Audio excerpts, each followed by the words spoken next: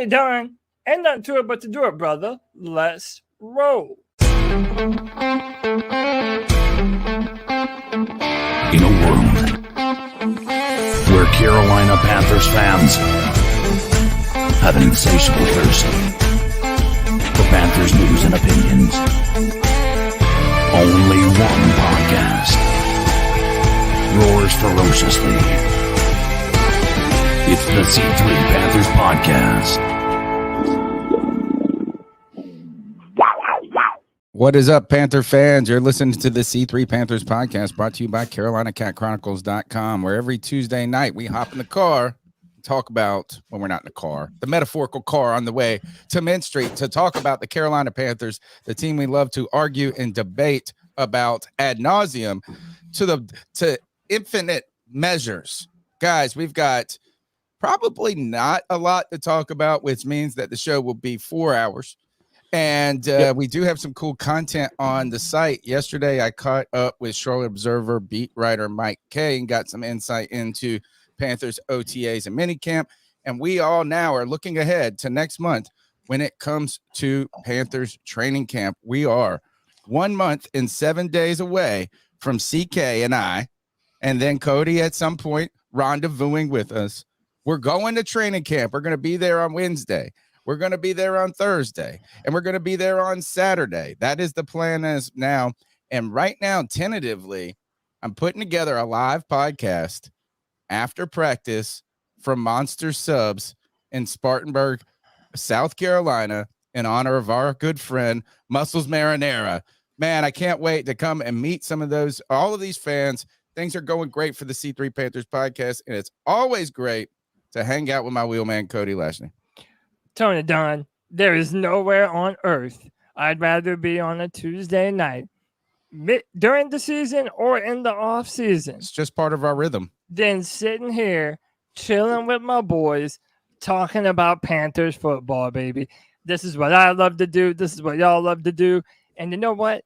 These beautiful Panther fans, they love to do it with us, Tony. You already know them and love them. We got Big Slim, Blind Panther Vlogs. What's up, Joey? Carolina in the house. Muscles Marinara Paisan. What's up, brother? Kobe Griffin, Kristen Ladane, pardon me. Lawrence Trevette, My Life, My Story, Sideshow Rob, 9 Lives Kill, Tony Dunn. Ain't nothing to it but to do it, brother. Let's roll. CK, I put the branding of Monster Subs in our background or atop our heads today. Muscles Marinara is in the chat room. I want to shout out him, and I want to let the fans know this is that there's no charge for putting this Monster Subs right up there. We're not trying. He has supported our podcast without any call or anything for years at this point, and as I look at this great community that we're a part of, I thought, man, these people give us our time. They give us at times their money. They give us their input. I wanted to give back. And I thought, man, when we go to Spartanburg, we got to go to Monster Subs and get some food. But I want to hang out with these people. Mm-hmm. It's going to be fun hanging out with you, CK. Are you pumped? It's going to be hot. I'm pumped, man. We're going to have the creator event. We're going to be able to go down to Monster Sub, meet some C3 fans down there. One of the things I'm excited about, I'm going to be planning on going golfing on the day off. That is Friday, because there's not going to be any training camp on that day. So that's going to be fun, going down there, hanging out with some people, getting to, golf a little bit. Man, it's going to be a good time, man. How much is that golf expedition going to cost? I don't know yet. We're going to figure out. Go to Carolina Golf Club. Carolina Golf Club down in Charlotte's a good spot. Oh, no. Well, we're I'm going to be down in Spartanburg. Oh, I don't know anything about there. So we're going to be there. But, hey, man, I've got a pair of clubs that are still in my friend's garage from like 5 years ago. I'm a lefty, but I'm just a hacker. I'm a hacker shack on the golf course there. So it's going to be fun. Bluntness is going to be there. And so he said that he's been trying to get better, too. So I hate that sport.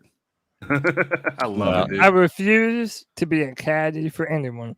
You are not putting your clubs on the back of my chair, damn it. I refuse. Think about this. You'll never have to walk 18. Hey, you know what? I Zing. can get all them. There's some cute ladies on the golf course now. I can provide them a seat if they Entertainment. need a seat if they need to sit down. You know, what A I'm seat saying? at the table there. Greg's at the table. Greg's here. Rebel in the background. How is your life and podcast going these days? Doing pretty good, man. Life's always busy, you know. You guys are talking about doing training camp. I know I've got a Comic-Con to go to that weekend. It's GalaxyCon in Raleigh. I've been planning that for about a year now. But that starts on Friday, and I'm off from Wednesday till Sunday. So there may be a good chance I may take a day trip down to Spartanburg, maybe Wednesday, Thursday, come hang out with you. So Day trip there. would I'm love trying to figure out this. Okay, but- CK, when are you leaving? Wednesday morning sometime. That's going to be early then. How long of a drive is it for you? I think it's 5.5 hours for me, dude.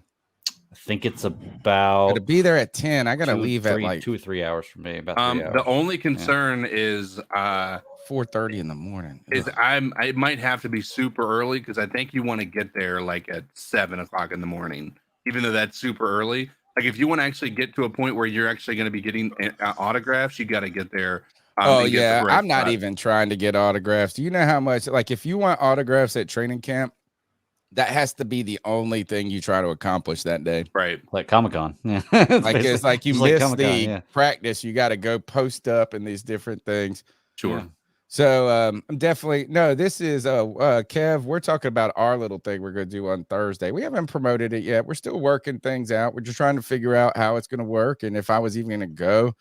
But hey, 30 days, 37 days away. It's going to be hot, but you're right, man. I might need to go post up in Charlotte the night before or something and split that trip up because there ain't no way I'm getting there at 7:00 in the morning. I mean, Yeah, it's only an hour. It's only an hour and 20 minutes from Charlotte. So I'm gonna try and be there the 28th and the 29th, but I know right now for sure the 29th I'll be there.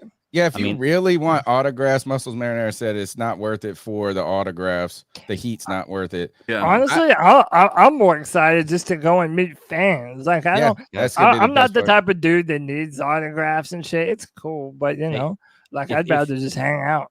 Yeah, if y'all want to, man, I'm about 3.5 hours away. We can have a Tuesday or Wednesday night slumber party at my house. Do a podcast, on Tuesday night from my house, so and we can all head out next morning.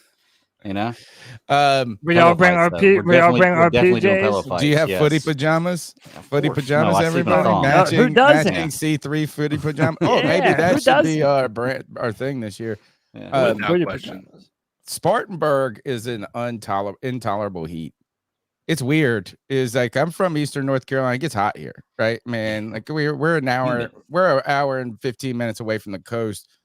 It's not like we get coastal breeze or something, but there's something like Spartanburg where I think Columbia, South Carolina, which is not far from Spartanburg, is like this. It's like a concrete jungle there. It's just like where life goes to die in the heat. It's just dead heat. It's kind of like the Western dry heat, like, so, but it's not. I mean, it's humid, but like part of the problem with being out in like Las Vegas or something is it's just like this dead, like it's just you're in an oven. It's just, you're just baking. Mm-hmm. There's no fucking breeze in Spartanburg. So it's like so humid. You are in a breezeless sauna. That's what you are. You are in an outdoor sauna. It is wild. Cody, we're going to have to strap your shit up with umbrellas, bro. And we're all going to be huddled up under them. It is miserable. CK, you better get something for that head. Ooh, trust me, I have a bucket hat, dude. Yeah, you're going to be doing bucket hats. It's crazy. I got 2 of the neck fans coming. Yeah, I mean, it's going to be, but it's fun. It's fun. But thank God they need to do like 9 o'clock practices. These poor guys. These poor motherfuckers. Look, Bryce Young is going to be out there going, what the hell? Why didn't I get? Yeah. I wish I was in California. Damn, guys. I thought Cali was hot. It's not this hot in California, guys. It's just not this hot. Guys, are you all super duper hot like I am? You know. Afterwards, let's get some high seas and sit over there under the shade tree. Yeah, Hawaiian punch. Oh gosh. All right. Tonight's show is going to be about happening? whatever we can figure I don't know. to talk about. Tonight's show is The Blueprint. The Blueprint. The Carolina Panthers dropped their first episode of their behind the scenes show. Which, Hard Knocks right now is having trouble finding. Yeah, no one wants to be on it. No one wants to do it. They're even thinking about doing Detroit again. And my their friend own who rules loves where Hard they Knocks. can't. Yeah. My friend loves Hard Knocks, and he I said do this too. is he's like, I'm even starting to get kind of worn. It's like the same. It is. It's like it's kind of lost some of its Mhm. luster and some different things like this. Teams don't want to do it. But he said that part of the reason I think that he's not so hyped about it anymore is because now teams are doing these types of productions themselves, Mhm. which brings me back to the Panthers Blueprint. I would say this was the most boring one of all the behind the scenes. It was more of nothing a to it. It reel was for our so- coach's than anything else. Like Okay, it was yeah. kind of like This showing was you. about Frank Reich and his staff. The Yeah, first Frank episode Reich. is Frank Reich and his staff. None of the draft. That's going to be in episode 2. I Right. guarantee it.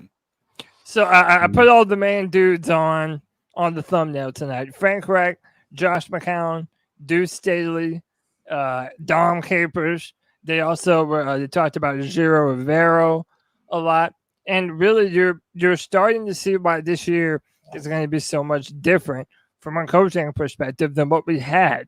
Not only do we have coaches that have been around, they've been on successful football teams before, but they've been players. They know how to relate to these guys as football players first and foremost. And not every coach can say that, They all seem real personable, real down to earth. And there was a cool part in the show where, they're showing the first game that the Panthers ever played. And it was in Atlanta. And this year is going to be us on the road in Atlanta with you will have Frank Reich, who started at quarterback that original game, and we're gonna have Don Capers all over, also on the on the staff. So it's it's a full circle type of deal. Yeah, the best But part. the episode was not overly action packed for sure. No, but it was very. I would call it vanilla, right? But I mean, but you're right. It was about the hiring the coaches. I thought I wish they would have given us a little bit more about the hiring process a little and some different things. Maybe gotten a fitter in there a little bit more and some things of why they made that. They touched on it. It was it's only like 22 minutes long or something. It's not very long at all. But my two favorite parts of the whole show was, like you said, at the very end where they're talking about that Frank Reich, Dom Capers going back to Atlanta in their first game, just like in 1996 they did, or in the first season. And I thought it was cool how, obviously there's the nostalgia of the past and that, those guys come in full circle. But I thought was also neat is when Frank Reich was talking about how they were going for it. They scored in the last minute or on the last drive to be 1 point down in the game. And they go for 2. And in 1996, they go for 2. And that's very forward thinking. Instead of kicking the extra point and tying it up and taking it overtime, they're trying to get a win in their first game on the road. Yep. And it's really, and he's like, this is before the analytics and people were talking about how you should be doing those things. So he was praising Dom Capers for being forward thinking. The sad part about it is their right tackle jumped.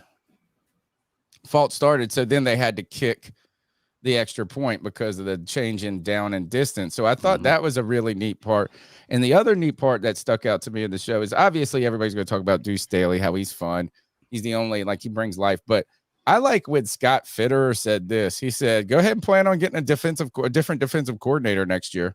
Yeah. Yeah, I love it that, was man. He straight said, he said this, and you got a Giro Evero for 1 year, homie. He's going to be He's gonna be head coach year. next year. Yeah. Hey, I like that. If anything heartens me about the defense, it's probably that I think he could get a lot out of the guys that we got. Yeah. So excited about that. They seem like motivators. They seem like the type of people that you're gonna want to run through a wall for. Dude, I remember last year watching Matt Rule walk through that tunnel with the Panthers players walking behind him, and no one had any emotion. It was like they were walking to a fucking wake. It was embarrassing. It was pathetic. And to me, I just do not see how that could ever be possible with these coaches, man. They have great personality, great vibes. You saw Deuce Staley joking around about Matt Corral and his size 15 shoe, which is hilarious. Check that out if you haven't. And Tony, to go backward. You know, the wild part about that, Cody, is that's not the first time I've heard that joke. Yeah. You know, they did it last year. Yeah, but Deuce is still like, he doesn't know about that joke. He wasn't here when Matt Rule or whoever said where they were talking. I think it was Baker Mayfield. Oh, it was, but yeah. So he wasn't here, and then Deuce comes out and goes, "Damn, look at your feet, man." He said, "I ain't never seen a Nike swoosh that big." He said, "That swoosh got 5 S's in it." But you know, but to go back real quick, Tony, you were talking about people kind of being over Hard Knocks. I think something else that makes it worse is that now you have Netflix. They're jumping into the game, and they have a new show coming out called Quarterback. And they're following Patrick Mahomes all season. They're following Marcus Mariota in Atlanta and Kirk Cousins. So now you're going to get this in-depth inside look at different Marcus Mariota from last year.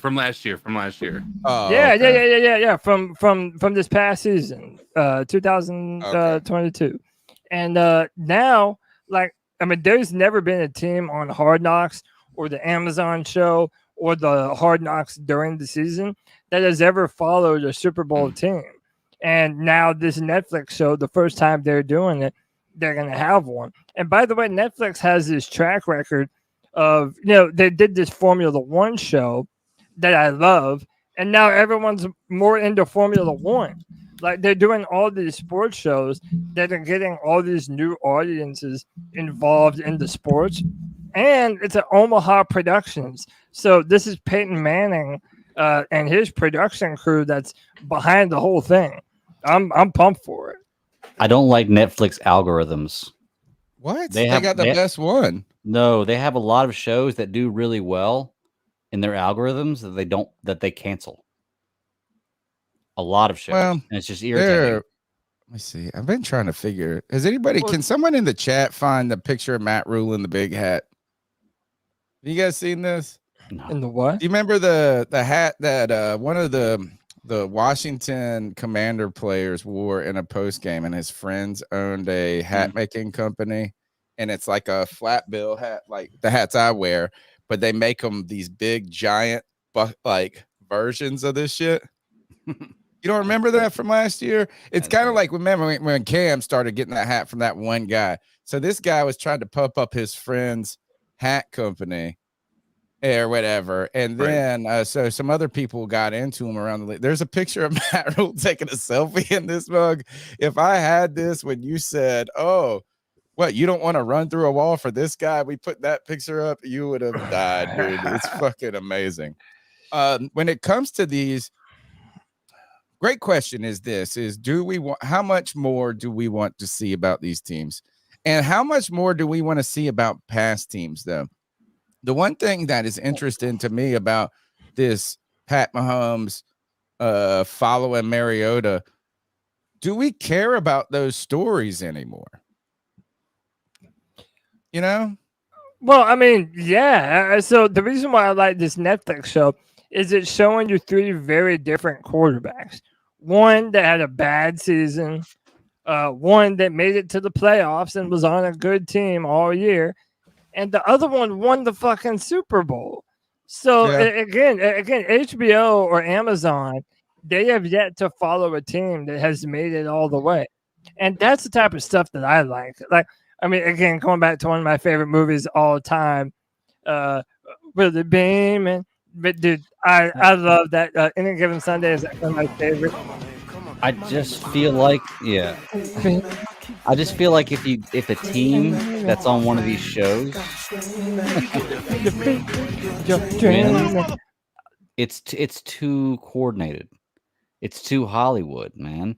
Like it's a great story, I guess, if it's the team, if it's your team. But Well, that's beyond that, it. it just feels too Hollywood. Well, It's that's like why I said, like HBO doing it instead of the teams doing Right. it. You know, the teams are Yeah. going to paint their. but they still make this. Right. Their money pays the same. Their checks cash the same. Like I don't think it matters who's No, producing it. HBO benefits from there being a dramatic element to it. Yeah, and I want to Right. see the So drama. as a third party, they do, and like, yes, they don't want to make the NFL look terrible or look bad, but they also aren't incentivized to sugarcoat it too. They want to leave you on a hanger.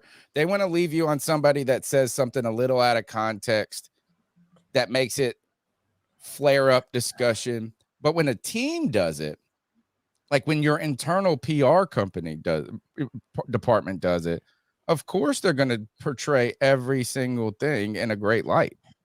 Well, see, That's why you're the right. team media is actually, and one of the things that this is a problem is the Panthers own their own media so much too. Like, I think that's why we're kind of important, or why the Observer's important and things like this, is because if you only read your news on on Panthers.com, it's never going to have the adversary type component to it. Right. I agree with you on that to a certain extent, but I feel like if you had team funded stuff, if you had teams putting it out, it's not going to be for the betterment of the NFL. It's going to be for the betterment of the team. And when I say that, what I mean is, like, just go back to a couple of years ago, and you can do this every year with the quarterbacks and the players they put in national TV commercials. Just happen to be the teams they're predicting to win the Super Bowl. They're pushing to go to the Super Bowl. Whereas if you have a team putting it out there themselves, the team's always for themselves. I think it's going to be better content, a team putting out there for themselves, rather than having something written and directed for teams to look this way. Look, I'm sorry, y'all. I said it before. The NFL is a TV show, and they do try to make things work out for what they're going to have make the most money for. It's like I said, a couple years ago, they wanted Aaron Rodgers and Patrick Mahomes in the Super Bowl. They did everything they could to get Aaron Rodgers and Patrick Mahomes in the Super Bowl. Look at the calls that year for both teams. Everything they could to get them in there. There is an objective they have when the NFL backs something. They want to promote as much as they can to make money. So personally, I would like teams doing it better than having the NFL contract it out to somebody and say, this is what we want you to do. This is what we're pushing. You know? Yeah, well, I think that's also another reason why none of these teams want Hard Knocks. Because, you're talking about when the team does it, you're going to get like a sugar-coated version. So, again, the Panthers are going to show us with this Blueprint series what they want us to see, and that's to be expected. Yeah. But they don't like the attention, Cody, either. That's the other thing, is it seems like they feel like it's a distraction having that there. And I thought in this episode too, actually my other part that I really love is when Deuce Staley had the running back meeting, and he said, come over here, we're having a running back meeting. And you're like, oh God, what is this meeting going to be about? He said, there's a rule. We got a rule here.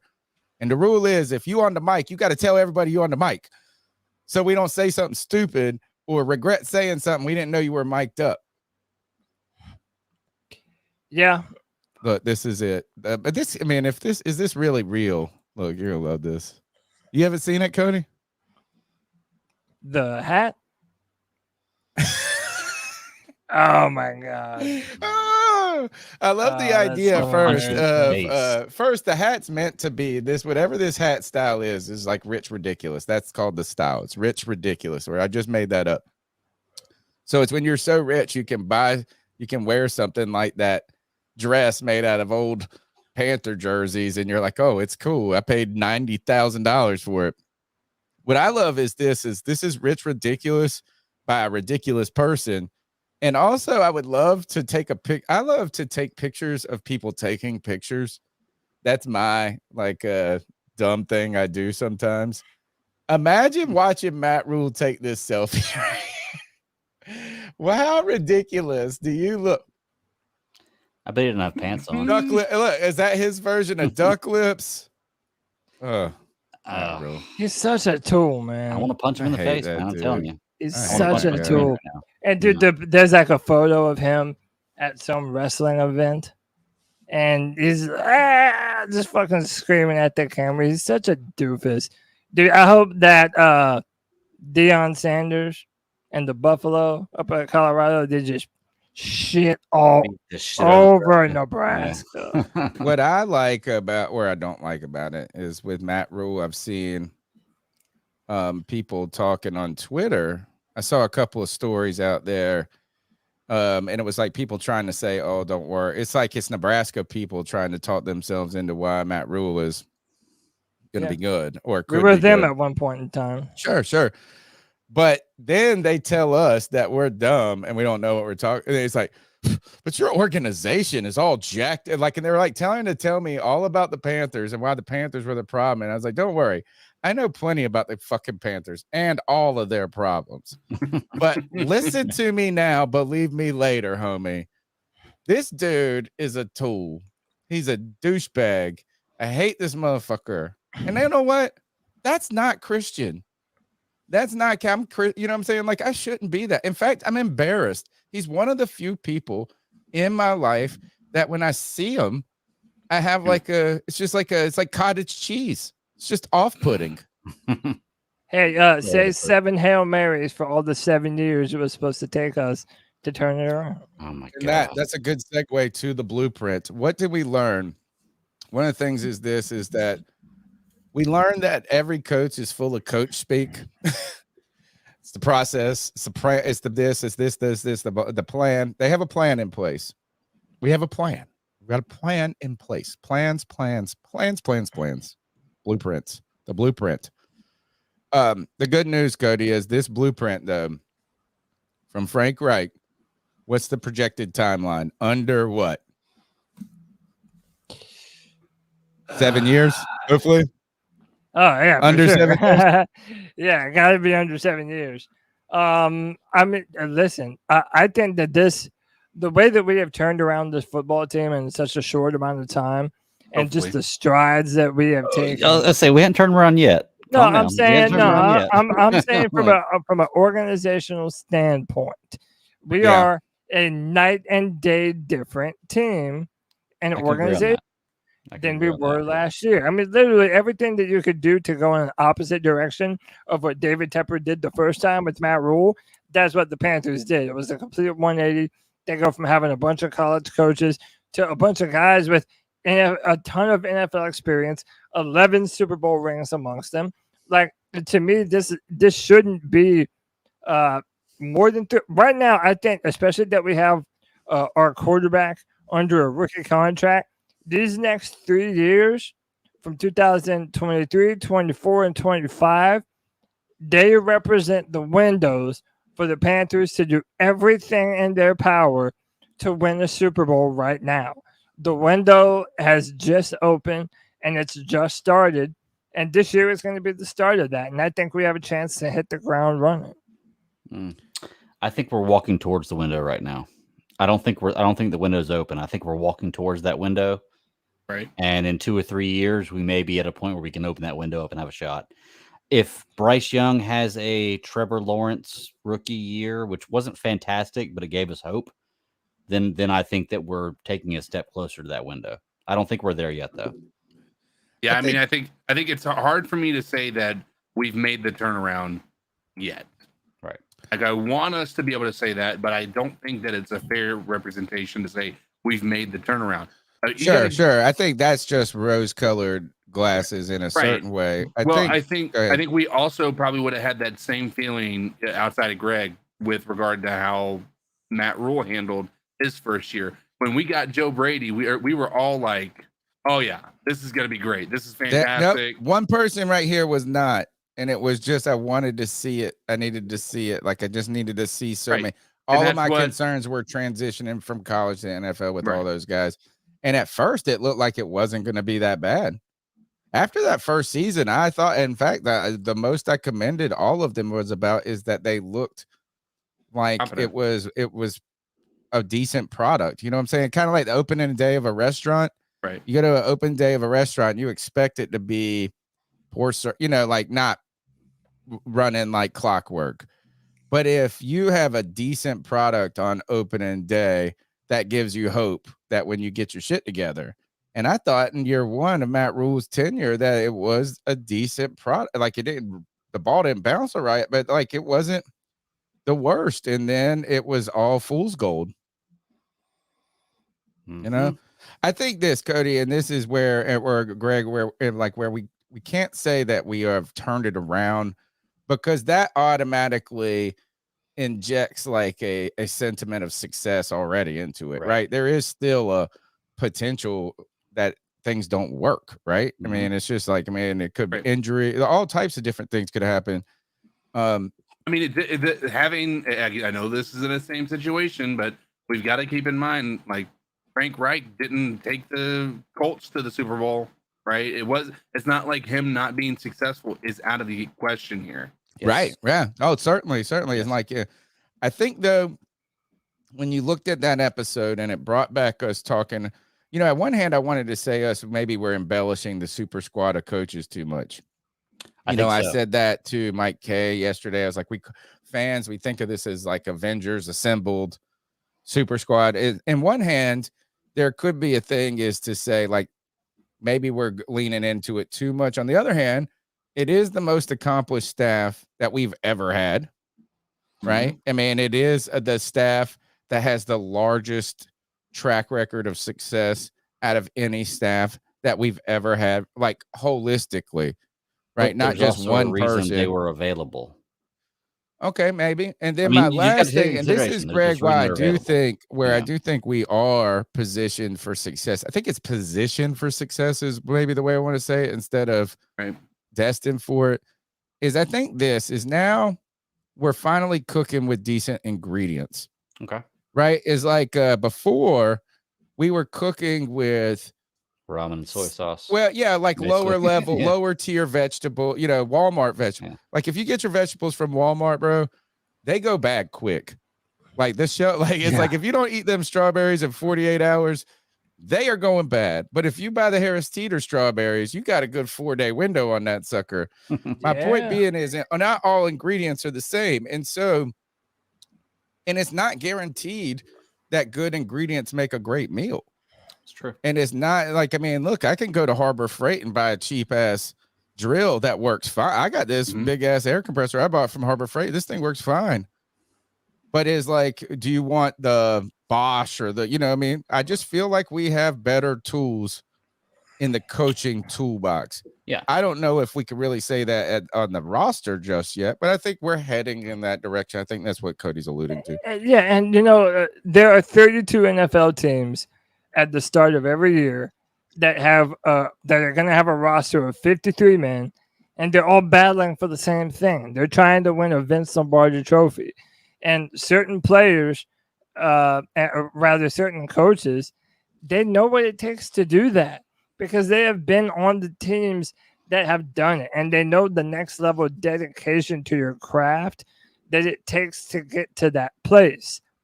And to me, that is what is really heartening the most, that we have guys that are going to be able to lead all of the young players on our team through this process. And one of the things that I'm definitely the most excited about is how much we expect to see out of players that have been on the team, that maybe now that they have this brand new coaching staff, maybe we might see them play their best ball yet that we haven't yet seen them play.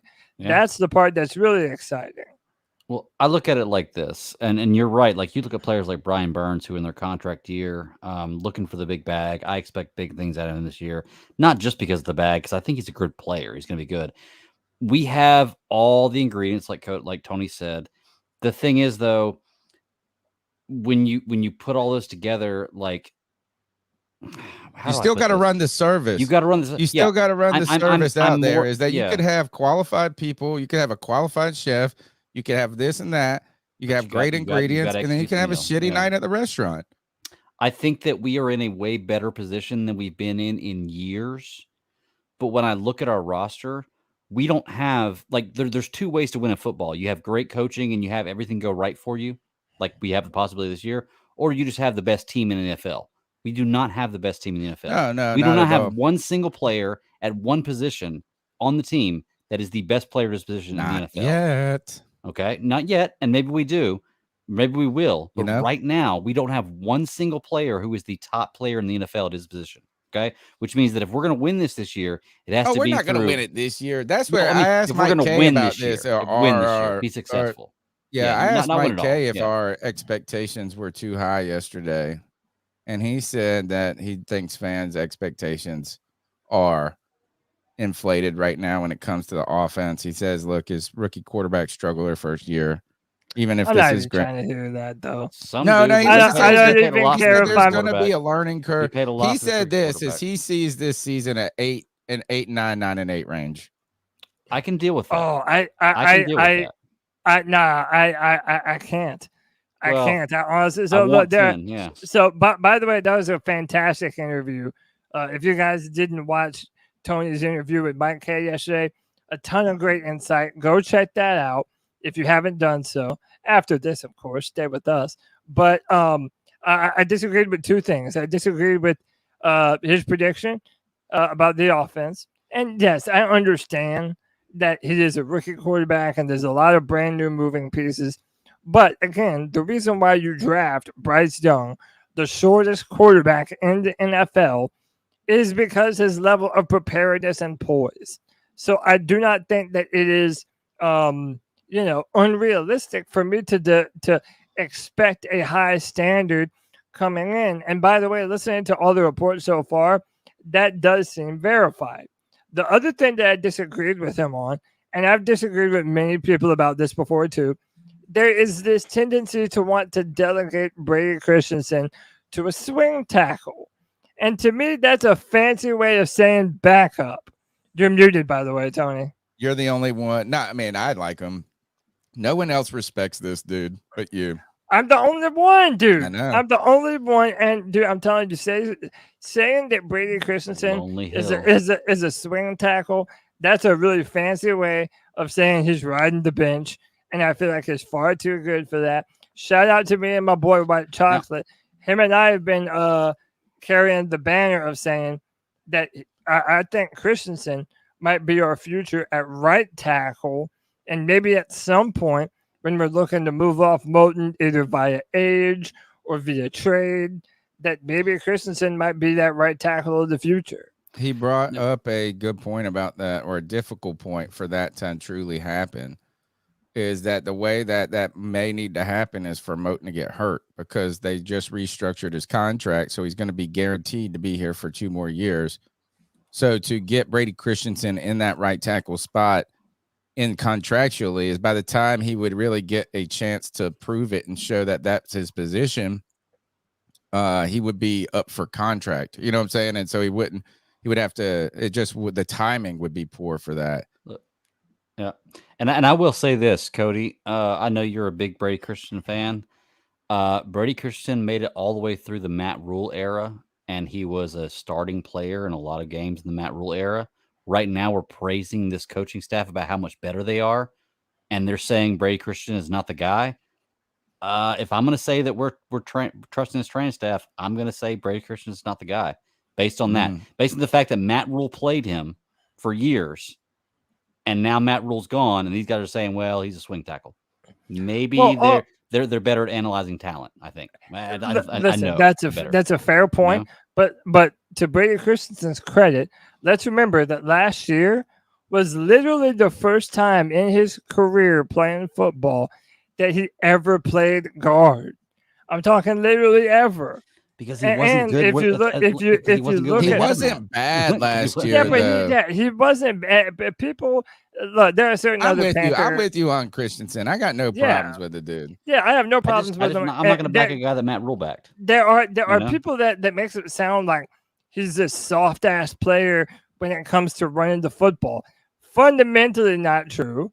And even though there are some things that he has to get better out, again, that was his first time ever playing the position before. And if you look at pictures of him now, that man is looking beefy right now. He has beefed up, looking big, looking strong. Listen, if someone else is better than Brady, fine. Like Tyler Jones said, if Brady is riding the bench, that's a good problem to have. Yeah, and if that's what I someone think is- he was saying yesterday is the swing tackle. I don't think he was using it as an insult. I think he was more interested, so kind of less about Brady Christensen and more about the other guys. The Cade Mays guy, who people have a lot of hype about, as well as this Zavala kid, who they really think highly of. So it's like it's less about Brady and more about the other guys who are showing that, or they think could be really good prospects. That will be something. That's going to be a great storyline to follow. Yeah. Is what is happening. In fact, the offensive line, he did bring this up, is he said if they didn't believe the offensive line was pretty strong or good, because I asked him, because I'm like, man, Panther fans are used to miserable offensive lines. So like we had one average one and we're like, this shit's the best thing we've ever seen. Like our 2015 line and our 2022 line. We're like, these are top 15, baby. Like, whoa, we're like 16 and we're like, hell yeah. I was like, man, like this is the best shit we've ever seen. So I asked him if they were really really good or if it's just us being hype. And he said he didn't think that they would have drafted Bryce Young if he didn't think that there was solid protection in front of him to a certain degree. Like it was like if he was going to have to just be running for his life the entire time. Yeah. And by the way, I said this, that's the benefit of having a small quarterback. If you are not doing everything in your power to protect that dude. Yeah. Dude, Now that's we actually have malpractice. to invest in our We offensive have line. to. We literally have to. Hold on. I Say that missed again. the What's the benefit? You're saying having or a maybe an bad immobile offensive quarterback line is a maybe would be benefit? the So, better okay, way of saying even it. though- Maybe a even though- quarterback. Even though it was very stupid on behalf of previous regimes to not protect Cam Newton properly, Greg, the idea is, well, Cam was so big and strong and physically mobile talented and and fucking could mobile, do all he this could crazy do all shit. different things Okay. that you might be okay with serviceable offensive linemen, Gotcha. right? Okay. And spend money elsewhere on the team.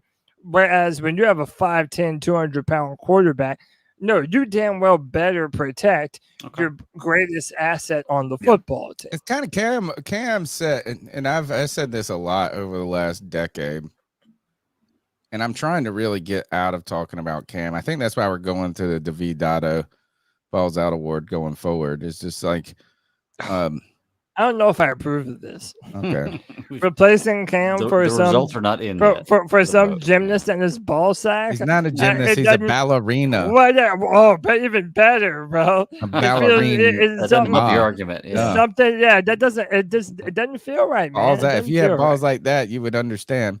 Well, anybody has balls like that when you put them in a pair of Spanx. You know? Yeah, I mean, Nah, and my you- shit looks big when you put in a pair of Spanx. Bro, and you Okay. can Yeah. pull your shit forward and kind of Right. Okay, Yeah. fluff it up. Look, you my know? point being is this: is I said this over is that it was all like we just said this, and we always were like, oh, we have Cam, you know, and then it's just like put all the other resources into the defense. It's like it's perfect. Cam was perfect for Ron Rivera because he'd be like, oh yeah, fuck it, we got Cam. I mean, he didn't say that, but he's like, oh, we got Brent Burson out there. He's doing pretty good, and you know these guys are working hard. And then it's just like, man, we'll fucking figure that out. If we could score 24 points, I want a defense that can hold these guys under 15. So he was perfect for that. Is Cam was the Superman moniker was so poignant. You know, is that I know that some people saw it as arrogance because he came into the league thinking of himself as Superman or Super Cam as like, but at the same time, we also required him to be that. Mm-hmm. It's like, yes. We thought of him like that too. From the hey, it's offensive just like, line we just position go look and at the half and of the plays receivers. that are led to games that we won. There is a play against New England that we won, and I don't know if it was the Monday night game, may have been that one or later. And it was just like Cam makes like seven. I mean, like it's like, first of all, as soon as he snaps the ball, he's under pressure. And he makes like 7 people miss, and then he reels off like a 70-yard run. Then there was that there's been like 9 against the Falcons. We're going to talk about the Falcons in a little while. But do you remember that one play where he like drugged the whole Falcons team on 4th down or whatever? Like, I mean, Was that where he got stuck that at was the my end? favorite play of all time of Cam Newton, dude. Dude, he drug the Our entire entire team. the entire Atlanta Falcon defense and drug them man by man 10 yards down the field, dude. It We was just invincible. asked him to do so much, and it's the blessing and curse of greatness. Mhm. Right? Is that when you are great, we expect you to do those things, to shoulder that load and that burden. At the same time, nobody asked Kirk Cousins to do that. Or, you know what I'm saying? Like, it's like, imagine, and that was all, and that's what, just to bring this back and pivot away from Cam towards Bryce, is that you've invested a number 1 pick in an undersized quarterback. It's like Tom Brady. Who was not undersized, but like if you have a statue quarterback and he is your money maker, you have to allocate assets to protect that. Yeah. And that's where the mobile quarterback really gives these kind of a leeway to these front offices to get away with Byron Bell for a year, or to think that you'd be like, oh, look, remember, one of our best lines ever in the history of the team was composed of a guy, Michael Orr, who had just been cut by the Tennessee Titans, I believe. I don't think we traded for Michael Orr. I think he was cut. Who had been coming off an injury and a terrible season. Yeah, but they made a and an movie about undrafted free agent right tackle who, after week 12 every year, Mike Rimmer's problem was that he was not that he was bad. It was just at week 12, he got tired. After week 12, every year, it was just like, I can't do the next 5 weeks, guys. I'm sorry. The elite pass rushers in the NFL, they would dog walk him every single time. Go back and look at it. It's always after like about week 12. It's like he just hit a wall, dude. And it was just like, man. He got paid, though. Yeah, by Minnesota. Didn't he go to Minnesota and get paid? He got paid. Oh yeah, is that Bryce Young? Now, none of this. Guess who wasn't in the Blueprint episode? Bryce Young. I mean, they showed him like one time. Can I ask y'all? I'm not even mad. Can I ask y'all with this right here? Like, okay, we had Cam for so long, right? And Cam was the face, obviously. And then you could look at Luke as the face. Do y'all see Bryce Young as the face of the franchise? Hell yeah. Really? Well, like, don't get me wrong. I don't dislike the guy, but I just don't see him as the guy that like I look at as the face of the franchise. Not yet, at least. Yeah, well, certainly not yet. But if he has, a modicum of success this year, yeah, that's said and done. Yeah, he is going. All he's got to do win, Greg. All he's got to do is win, Greg. You're if he wins, he is the face. Period. He's gonna be the face for the next 3 to 5 years, regardless of if he wins or not.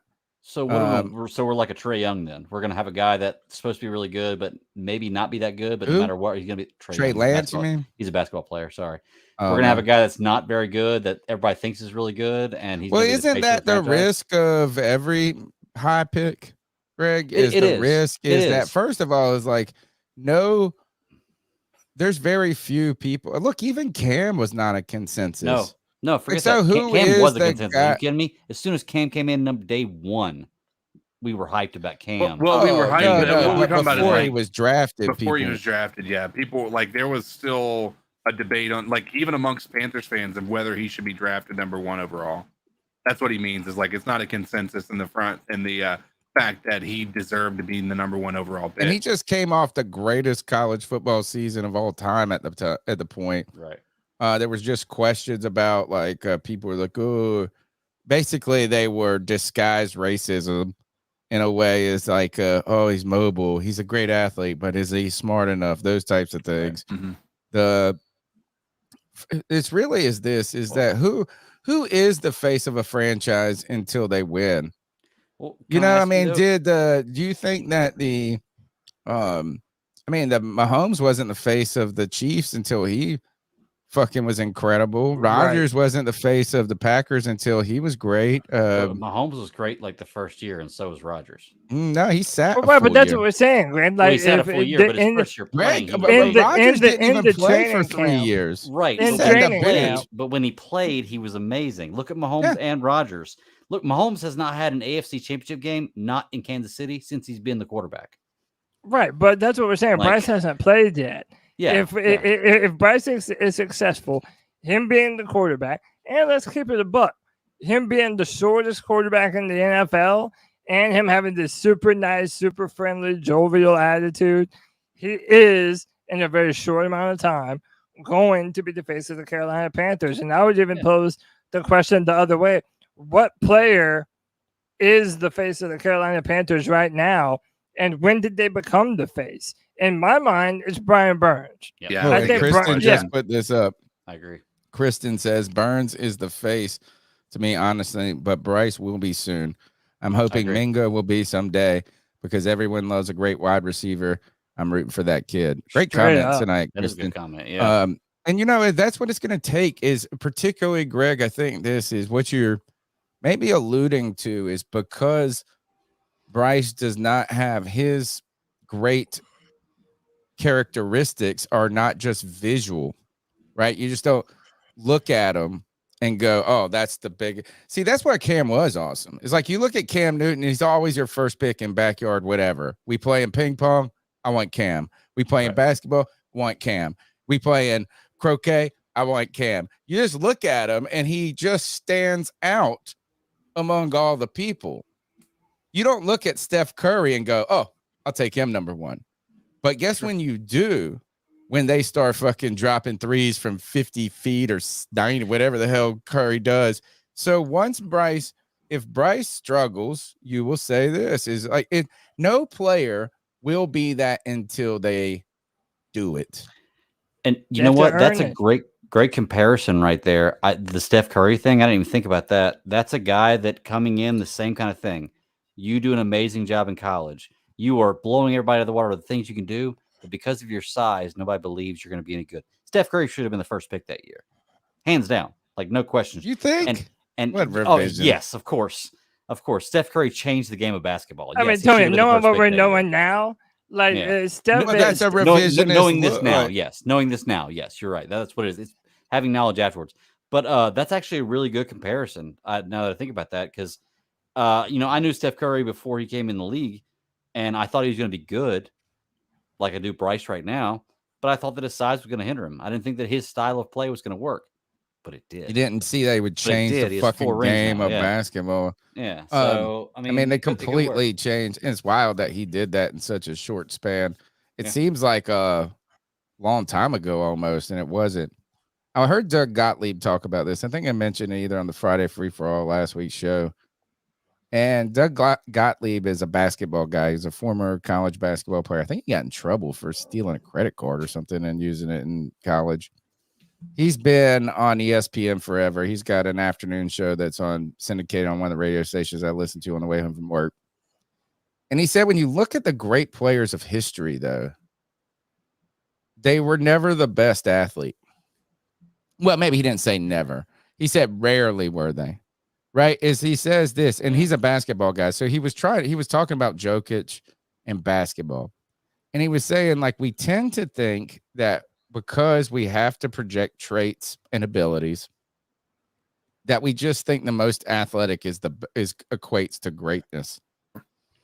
And then what he started to say is this: he's not saying that unathleticism is a good trait. That's not what he was trying to say, is like being like not having those traits is not a good thing. But what he was saying is that there is another factor other than athleticism that contributes to greatness. Yeah. And that is some sort of intangible factor. And it's like, and when he said intangible, I mean, I think he's like saying almost hard to describe, hard to capture. Unmeasurable. Yeah. Yeah. Is like, Unmeasurable, so Tom Brady, right? I mean, look at flubby Tom Brady coming out of college, 6th round pick. Look at Jerry Rice. Jerry Rice's numbers in football are like Wayne Gretzky numbers in hockey. They're like insurmountable numbers. Like when you look at them, they're like Wilt Chamberlain numbers. We got to just talk about everybody, but like you got to take all of them. We'll talk about all the other guys, but these dudes. I'm trying to think. Jerry Rice, Joe Montana. A lot of these guys were never they had something else. And he was talking about Jokic. He was saying this is Jokic is big. Yeah, I mean, if he was 6'2", his game wouldn't work, right? He did say that. But like he's like slow. He's like he just does everything. I mean, it's just something you can't describe. He just got something about him. And I will say that we tried to bet on that a lot, or I think like again, the NFL is a very copycatish type faddish league, I would say. Faddish. So once you saw Cam Newton and then later Lamar Jackson and stuff, it's like mobility. You're like, we want mobile, big mobile. And then Patrick Mahomes comes in. And it's like, we want the it factor. Bryce Young, I think that's what we based the pick on. Yeah. Is the it factor. I am tired of these videos floating around, though, of Panther fans. Maybe not the videos, the reactions. They're like, look at Bryce throwing before he makes the break. This guy never like seen he didn't know it was anticipate. upcoming. Yeah, I was like, man, you guys know that this is practice. There's no pressure, and they know they're running that play on purpose. But they're like, oh, look at that. Look at that. We have never seen anybody with that anticipation. I mean, to be fair, that is what you want to see him doing. And we haven't had that type of anticipation in a long time. They're not even in a defensive scheme. It's like, hey, run to the post. But if I think, told you to go deep and you were like, and I just threw it. I understand. And you were like, oh, shit. He went deep? He didn't even know? The idea that we have a quarterback that is on time, on rhythm, and can throw his receivers open, even when you see a glimpse of it, you're like, oh, there's that beautiful beam footage, baby. And so it's like, his back was turned up, and he threw it before he even turned around. Crazy. Never seen anything. Shit. That's what you want to see. Yeah. That's what I want to see. Exactly. Yes. I need to see that. Verification bias.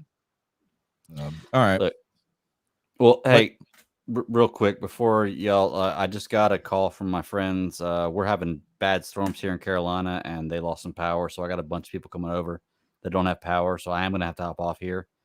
I hate that I had to do this 2 weeks in a row, but I didn't anticipate this. Yeah, I didn't either. Like I said, I lost power last night. We were at their house. So tonight they've lost power. So they're coming over here. And it's just a matter of a bunch of people in the house at one time. But I will definitely go through the show, and yeah, I got y'all. Anyway, right. Later, I Greg. appreciate y'all. Thank you so much. Y'all keep pounding. I hate that I have to go. I promise you that very soon I'll be on for a full show. I know the last 2 weeks haven't been like that, but I promise you soon it's going to happen. But to everybody out there, keep pounding, and I do appreciate it. And guys, I will talk to y'all tonight, and we'll figure things out. For sure. All right. Now we can all be optimistic when Greg's gone. There you go. Yeah. No more wet blanket. All right, Greg. Have a good day. Good night. All right. So what else we got? What's next? What are we talking about next? I remember we wanted to have a discussion.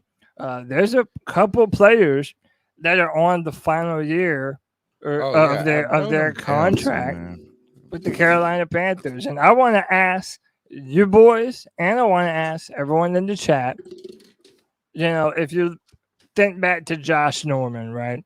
Josh Norman balled out of control in the year that he needed to do so when it was time to get paid.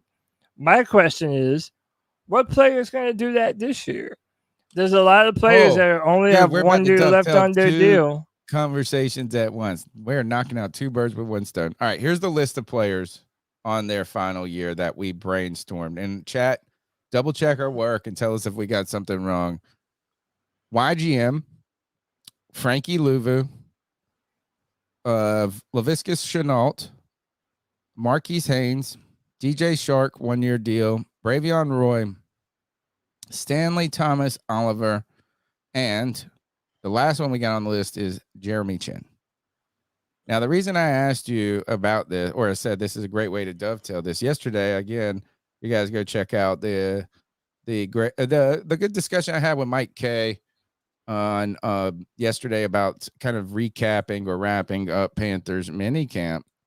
And he's the one who wrote the story. By the way, 99-cent subscription, first month subscription for the Charlotte Observer.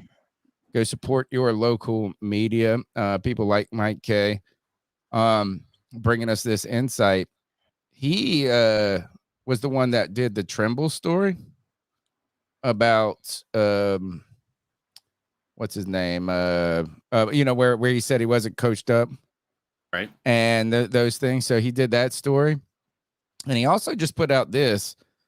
And in one of his recent stories, Panther Stock Watch. Actually, this is a story he put out yesterday. Here's what he said about Jeremy Chinn. And he even messaged me after the show. He said, I think I almost was too hard on Jeremy Chinn because he described him as awful last year. I was like, man, that's a little rough. But, I mean, he had some reason. But he said this. Look, so a guy who thought he had an awful season last year, he said this about Jeremy Chinn. Chinn had a really strong offseason program as he drew genuine praise from his teammates and coaches during OTAs. He made a couple of big plays in coverage during the workouts that he couldn't make last year. As the big nickel corner, Chinn has shown improved coverage ability and field awareness. Obviously, padded practices could tell a different story, but Chinn looks like a completely different player under a new staff. Entering a contract year, Chinn needs a big year to earn a major payday. So Chinn's the name there. I think it's Luvu. I think it's like I'm looking at Luvu as having a big year too. Yeah. Yeah. Do you think he'll be an outside linebacker in this role? I mean, that's where they kind of have him listed right now. Yeah.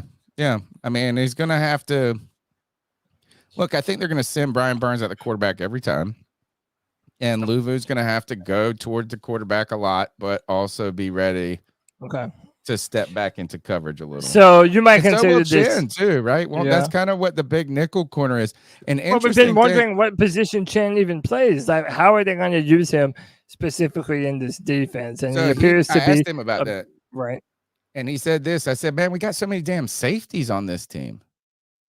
And he said that when you're running that 3-4 with the big nickel, is you're trying to put 4 safeties on the field, kind of. And or maybe 3 or 4. But the idea, Shaq Thompson, his rookie year, that's the position he played. The Buffalo nickel corner. And that is a guy who has enough ability at times to do coverage, but plays a lot like a linebacker also. Right. Yeah. So maybe this scheme will help Jeremy Chinn.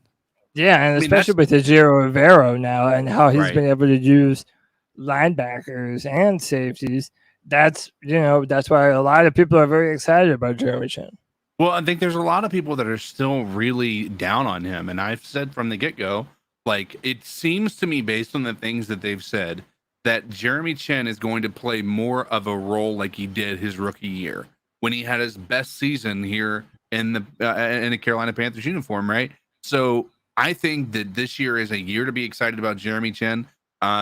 It's unfortunate that it happened this year and he wasn't better last year, because if last year you were better, we might have been able to go ahead and sign a 3-year extension that's pretty affordable and still gets him paid, but doesn't, completely destroy our cap situation. But he's got, the reality of Jeremy Chinn is he is playing for a lot this year.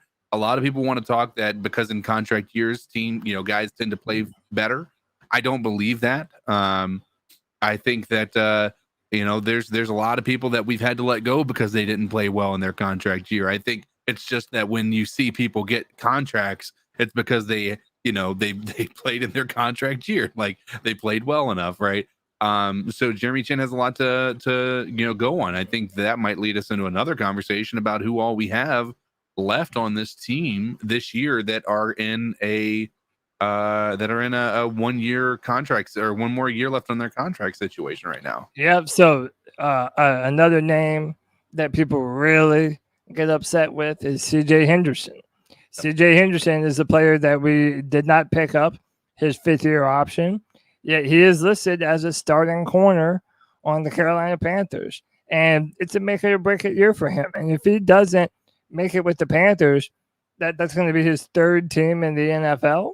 His 2nd team in the NFL. But what is a 3rd team going to sign him and pick him up. I mean, it just seems very do or die for his career right now. And there's always been this discussion, does CJ Henderson even love football? Does he love what he does for a living? And I think that that's a good question. And it's something that we've been wondering for a while. And this year is going to go a long way in showing us what kind of dedication to his craft that CJ Henderson actually has. Another player who is not technically on the last year of his deal, but I'm going to mention him anyway. It's Derek Brown. And when it comes to Derek Brown, next year he'll be on the 5th year on his 5th year option. And most of the times players don't play on that 5th year option. Right. They want to get paid a little bit before, especially when you're a very important player to this defense like Derek Brown is. And, I'm tired of paying top 3 money at a position for a player who might only be top 10. So what I'm saying is I want to see Derek Brown break through this year and become that destroyer, that monster in the middle that we've been waiting to see him become. And he did so last year. He was one of the best defensive tackles in the NFL at getting pressure, getting into the backfield. He did a very good job. But I want to see him get to the quarterback a little bit more. And now that he'll be playing more of a 5 tech, I believe he'll be in more of a beneficial position to do so. Yeah. So I would really love to see Derek Brown take that jump this year. I think that he will. I think that he's got the 5th year option, but I also think that that Derek Brown being a focal point on this defense this year because of the scheme is going to be helpful. I think there's a lot of this change that's really going to help pinpoint the strengths of the guys that we've considered to be stars on this defense. I think Brian Burns is one of those people. But yeah, Derek Brown certainly has the potential to really, come on strong this year. And granted, he's still got his 5th year to play through. I think there's a good chance that he gets an extension if he plays well this year. So we're going to find out. I just don't know what to expect out of him, man. He's been a consistent player on this defense, but he hasn't blown the doors off of the defense, and that's what you kind of expect from a guy drafted as high as he was. So I don't know whether to say that he's a bust or if you can say that he is a success, but he's kind of in the middle, and this year can change the tide on that. Derek Brown. Brown. And we know it wasn't on the list, but I don't think he'll play under that 5th year option. I think they'll probably want to pay him a little bit sooner, and a lot of it will depend on what he does this year. And we'll be interested to see where he plays, right? Because one of the people that I'm thinking they'll play him at 5 tech more. Right. So he might be a defensive end in a 3-4 defense, is what you're saying? Yeah. And because I think they're gonna play Shy Tuttle in the middle. Or McCall. Yeah, but I think Shy Tuttle is gonna be a big part of this defense this year. Really? Yeah, I really do. I feel like I don't think he's big enough to play nose. No, he is. I feel like he's going to be the player. I think he was a defensive end in a 4-3. He is going to be the player. Well, they have him lined up in the middle. He's been batting down passes, and he's a defensive tackle. And my thing with Shy Tuttle, I feel that he's going to be the type of player that's going to allow other players to play fast.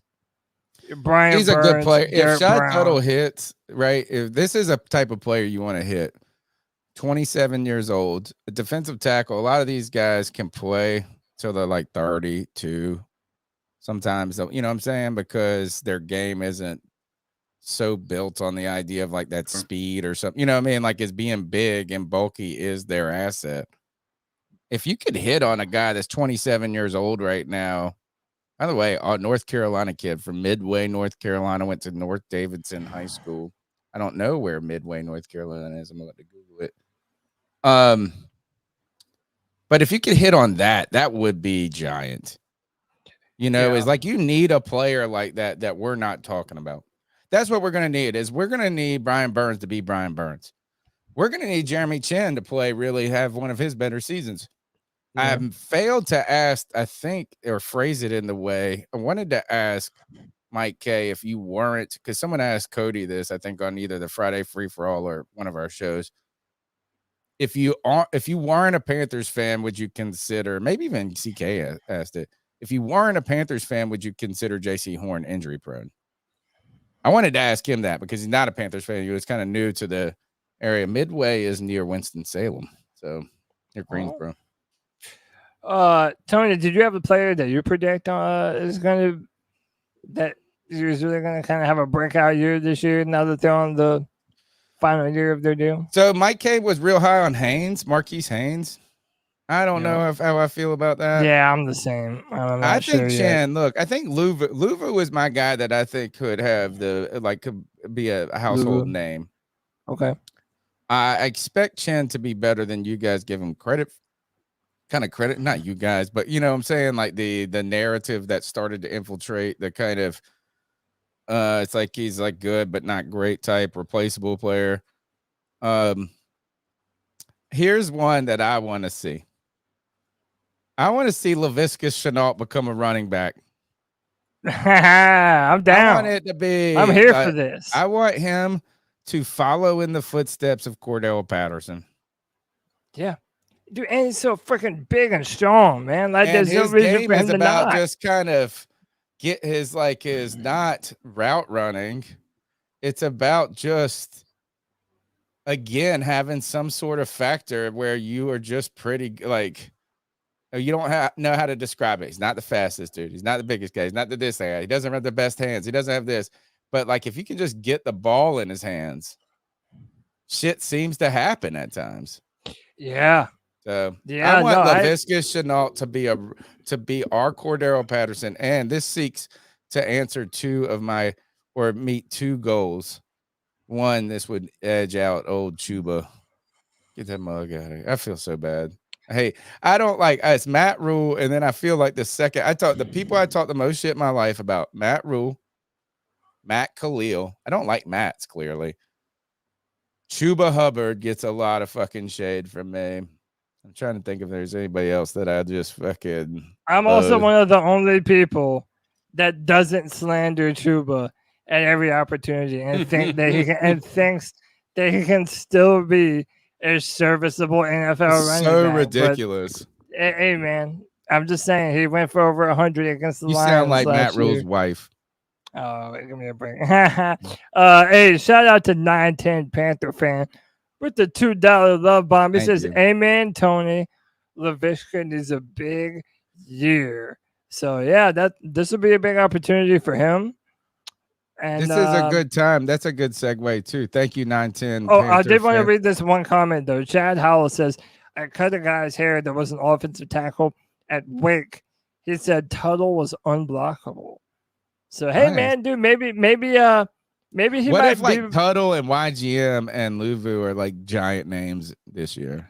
Wow, now you're talking reckless. Maybe, maybe, dude. Hey, if it happens, I would love to be wrong.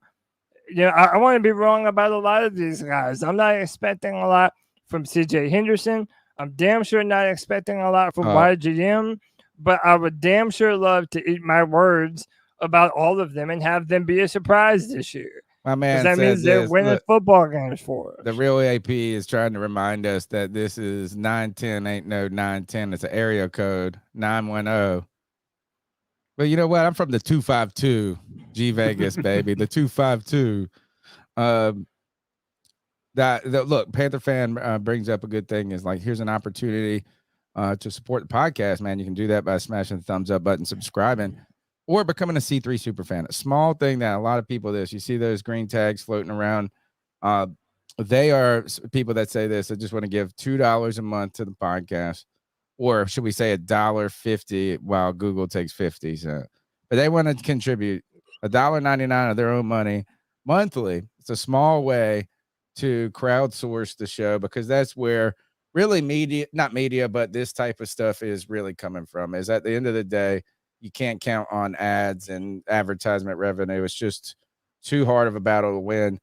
So thank you so much for that support. It's great to be a C3 super fan. We appreciate your time, your energy, and effort. And you can also join the C3 community on Twitter. I started it right away. They opened communities on Twitter. And I guess they're trying to base it, which it's a great idea. It's kind of like creating a Twitter Discord. But it's going to be hard, I think, for people to embrace right now because you have to intentionally post the community. And I think so many people are programmed, myself and everybody, myself included, is just you just post to Twitter. So this is what I really want. Maybe here's my suggestion to Elon Musk is have a post to Twitter and community option at the same time. So, like, what if I wanted to talk about this in a community, but also to the entire world? Instead, is like, can I share my tweet in the community and on Twitter simultaneously? But join the C3 community on Discord, Twitter, and just by leaving a comment, smash the thumbs up button. And hey, man, one of the patron saints of the C3 Panthers podcast, one of the longest listeners, dude. That boy just don't care.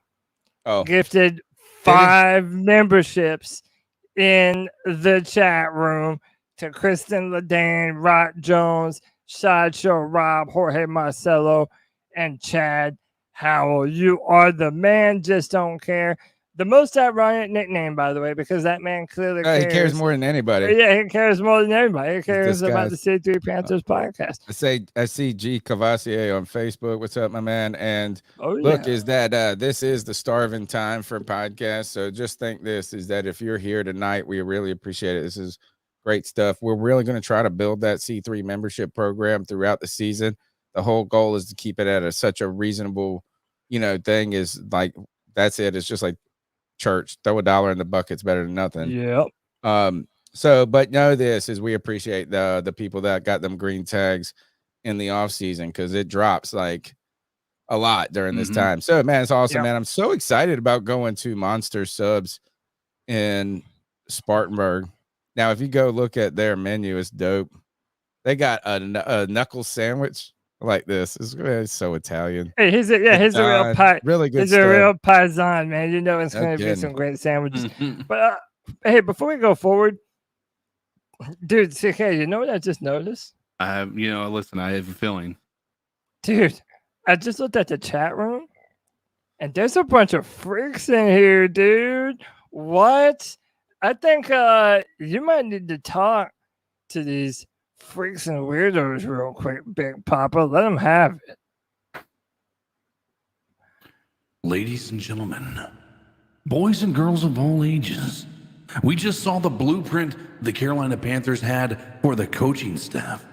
We're waiting to see what they have for the rookies with the free agent acquisitions, all of these things. But you've come here to the C3 Panthers podcast to have a discussion about what you saw tonight, about what's going on in the NFL, what the Panthers plan to do moving forward. But you haven't hit that like button yet. You haven't hit that subscribe button yet. Hey, maybe you haven't hit that join button yet. Well, I have one thing to say to all you absolute freaks. Subscriber shame.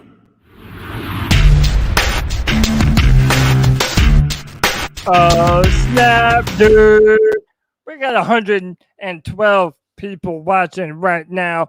63 thumbs up. Hit that like, hit that subscribe, hit that notification bell, and tap on that join button to get first access to all of the incredible content that we're going to have coming your way as the season inches closer. Tony, would you be interested in doing some cat calls? I would. I can't help but make this joke. As Kristen Delane said, or Ledane, excuse me.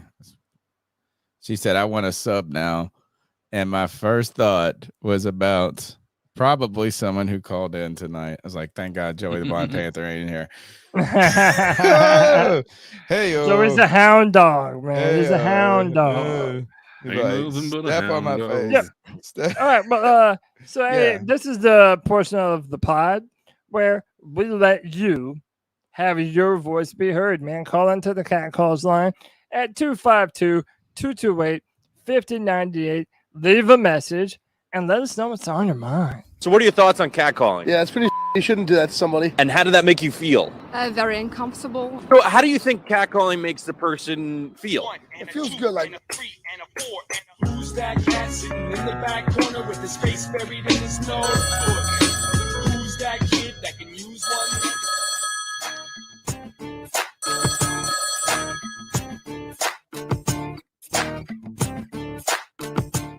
Okay, I forget. So loud. Hey, good evening, boys. Patrick, Baby Rhino hear that? here in Jamestown, North Carolina, giving you guys a call.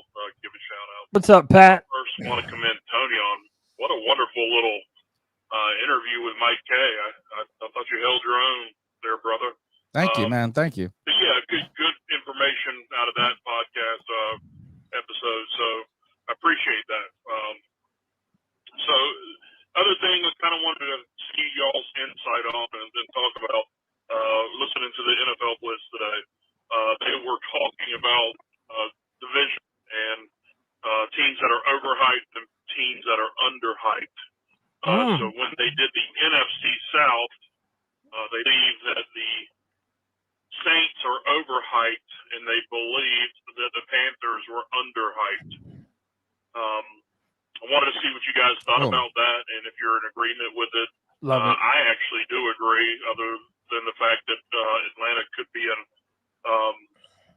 underhyped team as well, depending on their quarterback situation. Who is their I quarterback? do agree. I just feel Ritter. The Saints? I got Oh, the Falcons? text from a Desmond friend Ritter. this morning saying that different tiers of teams in the NFL, and you've got the first tier, second tier, third tier, fourth tier, and fifth tier, and of course they got the Panthers down in the fifth tier.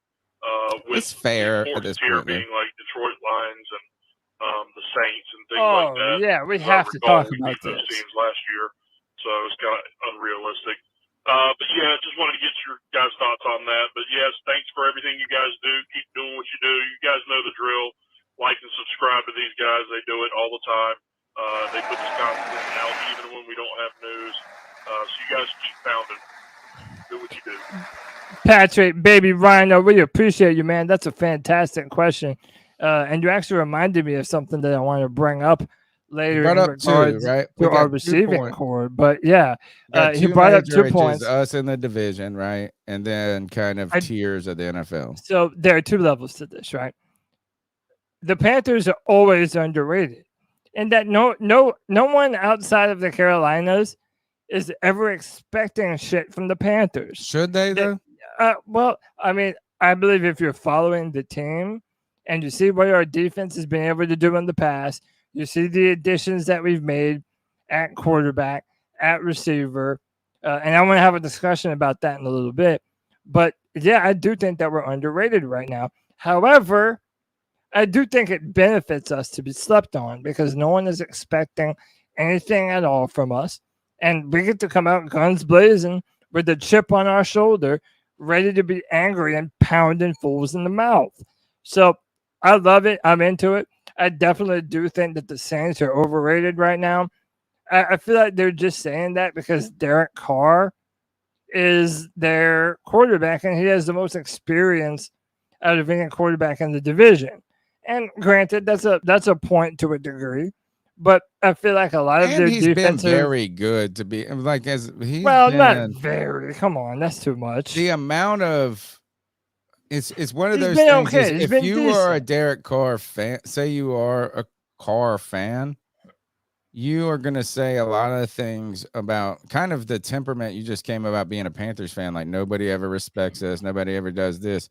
If you're a Carr fan, you're saying like, look at how much he's produced and done in the most dumpster fire fucking situation in the history of football. If you're a Raiders fan, Yeah, I mean, listen, that's a point. But again, I want to see it before I bestow him this upper echelon quarterback type of thing. You know, I'm not impressed. And I think they have a lot of members of that Saints defense that are getting older. How long has Cam Jordan been playing now? So Cody, this is one thing is like, I'm not ready to sleep on the Saints entirely and dismiss them, but I do agree. Overall, first of all, I always tend to think they're worse than they truly are, the Saints. But again, I've said this over the last few weeks. I've told you about I'm early to the party on shit all the time. So I was like 2 years ago, we're going to see the Saints defense slow down. Come on. Like, I mean, they're getting old, they can only continue to do this. They wrote it out 2 years more than I expected. So I am cautious and just being like, oh, they're not going to be good because they've just screwed me over for so long. Carr is better than we give him credit for, but I don't think it's going to matter. I think their defense got poached a lot this year too. And if Kamara is suspended for a significant amount of time, that really hurts that team because he's the guy I'm afraid of on offense. Him and Carr together. Yeah, and they brought in Jamal Williams from Detroit. Okay, he's a good running back. But he asked about Atlanta though. Too. Yeah. We're not asked. I'm not afraid. How about this? I'm not afraid of the Saints. People may be overrating them. I hope I'm not sleeping on the Falcons as a fan because I'm like sitting here from the outside. I thought, oh, fuck them. We can win that. We can beat their. They man Ritter as their quarterback. And then I went and looked at their roster and they added a bunch of names. But on the other hand, the names that they added this offseason are fucking old as shit. Like, Calais Campbell. So they went. So I don't know if they are fool's gold or I'm overrating them, underrating them. I am not afraid of them. I'm worried that I'm not taking them seriously, though, because what's their coach in his third or fourth year? He's not Arthur bad. Smith. Yeah. Well, they represent an unknown like us. So Falcons fans, they're loving this team. They think they have the ability to go far. Now, why? Falcons why fans, do they think that? Falcons fans why are a different kind of delusion. That, so right now, every grading system, be it PFF, Pro Football Outsiders, whatever you might, whichever one you might pick, they all rank the Falcons' offensive line as a top 10 offensive line in the NFL. They just drafted Bijan Robinson. They still have Kyle Pitts. They have Drake London. And again, most of these guys are young, unproven players. And to be honest, well, Drake London is probably more promising than Kyle Pitts. Are you more scared of Kyle Pitts or Drake London? I mean, Kyle Pitts, when he's healthy, is a much superior athlete, capable of burning you for a lot more. Yeah, that's what I'm saying, man. They have some older players, but also, Atlanta, they represent a lot of unknowns. Like they don't know what they have in Desmond Ridder. They don't know how he's going to be his first year as a starter. Right. They don't really know what they have in Kyle Pitts. He's been injured a lot. He had one good season, but then he's kind of been hurt. Drake London, kind of similar. And whenever you draft a running back like that high, they're going to run the football into the dirt. So I feel like you a little of what Tennessee did with Derrick Henry. Yeah, they have a relatively simple recipe for success, and I think that's why maybe people think that they might be a good team. But again, man, with Atlanta, I don't trust it until I see it. I don't even know who their backup quarterback is. Well, it was Mariota. Oh, right, so somebody said in the chat. So this is all right. Let's hear, because this is a good time to talk about Atlanta. So all right, so let's go ahead and CK, you can round out this discussion. Saints. I'll be right back. Saints overrated, underrated. Falcons. Am I sleeping on them? Should we be taking them more seriously? And then Baker Mayfield's Bucks. Where the Panthers fit in there, and I don't know if the media is wrong about putting us at the bottom. And what I mean by that is like, the Saints got a proven quarterback but a experienced quarterback, and they've been pretty good for years at this point. The Bucks have a lot of old talent. It's just hard to say they would be the worst when they've got like some pretty good players. Right. And then you get the Atlanta, who has got the third-year coach. I mean, I almost feel like I think the Panthers are going to be better, but I don't know if it's unfair for us to say that we're third or fourth in this division. I think right now, I think it's hard for teams to back us just based on our history right now. Sure. And transition. Right. New And quarterback, new coach, new. I mean, it's like even the Exactly. best scenario is 10 wins in some ways. Well, and that's why it's really difficult to fault somebody for putting this farther back because Right. I mean, also because we're not winning, a lot of these pundits aren't even going to know who these players are on our team right now, right? So when you're talking about having no superstars that you can really say, then I think that's a pretty good indicator as to the reason why they would put us at last or somewhere close to that. Like I think we could be comparison. better, CK. I think we could be better than the Saints, but I think that if I went to Las Vegas right now and I was like, I want to put a bet on who's going to be second, third, fourth, first, second, third, fourth in the NFC South, and I put $100 down, I would expect the Saints to pay the least amount of money. And Right. that meaning the odds be that they are the fave. I wonder who is this is I almost honestly is like if I'm placing if you're an odds maker, you probably put the Saints Bucks as the money like that, where it's like the Right. least. I would say the Atlanta Falcons and the Panthers are actually the longer odds, but it's possible.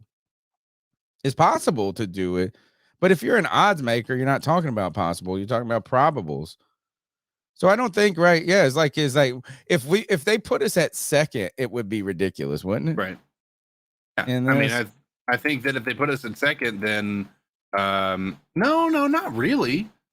I think that if you were the odds maker for a bookie in Las Vegas, so what you would do is this: is if I put $100 on, you would pay less than $100 to the number one person, right? Right. So who's the number one person?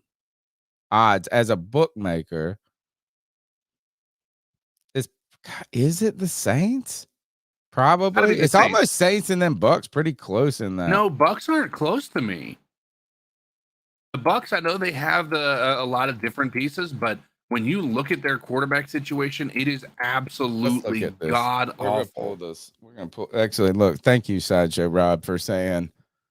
I want us we're gonna set our own line and then I'm gonna look it up. So look, I think it's gonna be Saints, Bucks, Falcons, Panthers in the odds. Right.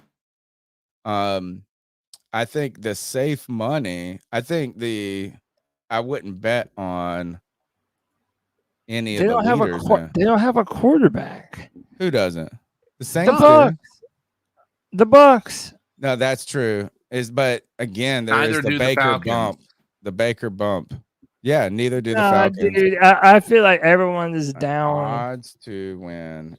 I don't know, man. I think we're the bookie. I know the one. I would never bet on it. Like, there's a difference between what you would bet on and what the book says it is. All right. So right now, the Saints, the Falcons, the Panthers, the Bucks are last. Holy shit. That maybe, you know what? They're probably right. I like that.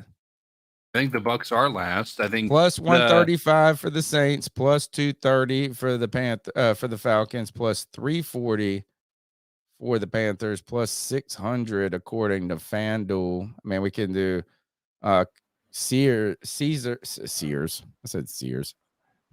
Caesars has the Saints at plus 120, the Falcons at plus 240. So what that means, if you bet $100, they give you 120. If you bet $100, the Falcons, they'll give you 240 if they win it. Panthers 340. The Bucks, hell yeah! Wow, are the Falcons and the Panthers fighting for the NFC South? That's the headline there, Cody. That is the headline right now. I think they are. Or not in it's the week one matchup, baby. Yeah. That is the headline. Week one matchup may determine winner of NFC South. Oh, I'm writing that story right. Might determine NFC South victor.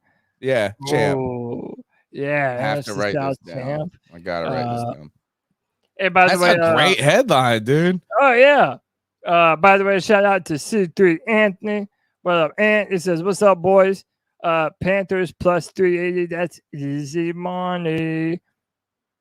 I believe it, man. Dude, we're gonna surprise some people this year, man. Imagine writing this headline here as a week 1 matchup may determine NFC South champ. All right, so we gotta actually you guys can help me with the headline. But if think about this, is the week we're going into the game. It's week 1. We've done with training camp. And everybody's excited. Everybody is undefeated. We're on the road with our new coaching staff, our new quarterback. And 2 days before that game, the day before that game, you see a headline that says Panthers at Falcons week 1 matchup may determine NFC champ. How ballsy of a headline is that? How do we even make it worse or better? But like, as you are sitting there saying, this game right here are the 2 teams that are the best in the division, and y'all don't know it. You're watching. Yeah, I mean, listen, dude, you're able to lay out. You're able to lay it out the way I did earlier too. They have a good offensive line on paper. They have a running back that they just drafted that has all the talent in the world. They still have Kyle Pitts, Drake London, Desmond Ridder shows a lot of promise. If you're a Falcons fan, I understand why you're excited. How about that? But we're about to smack these fucking birds. So we also got to write in this notes right here. I'm gonna write this story for CarolinaCatChronicles.com. It'll be ready to publish that weekend. It will be. But think about the post-game show where we win week 1. Bryce Young looks good. And we all come here. Bitch, I told you we gonna win the NFC South. We gonna win the South. That's the post-game show. Panthers just won the NFC South in week 1. We got to remember that. Yeah, I'm writing it down. Now, if I go back and read this note, post-game, I'm just going to write this. Post-game, if we win, will be ridiculous. Make it more ridiculous is my note myself. Perfect. All right. The more ridiculous, the better. Over here at the C3. Imagine if you think that if we take, you know what, we're taking that position from now on. Is the week 1 matchup right now secretly determined is 2? You're looking at the 2 best teams in the NFC South. You may not know it. But you are. And the winner of this game might and likely could be the winner of the NFC South. Take that. And then what if you win the game and you do that and you actually won the South? We would put together the best mashup video. Dude, of us just being right.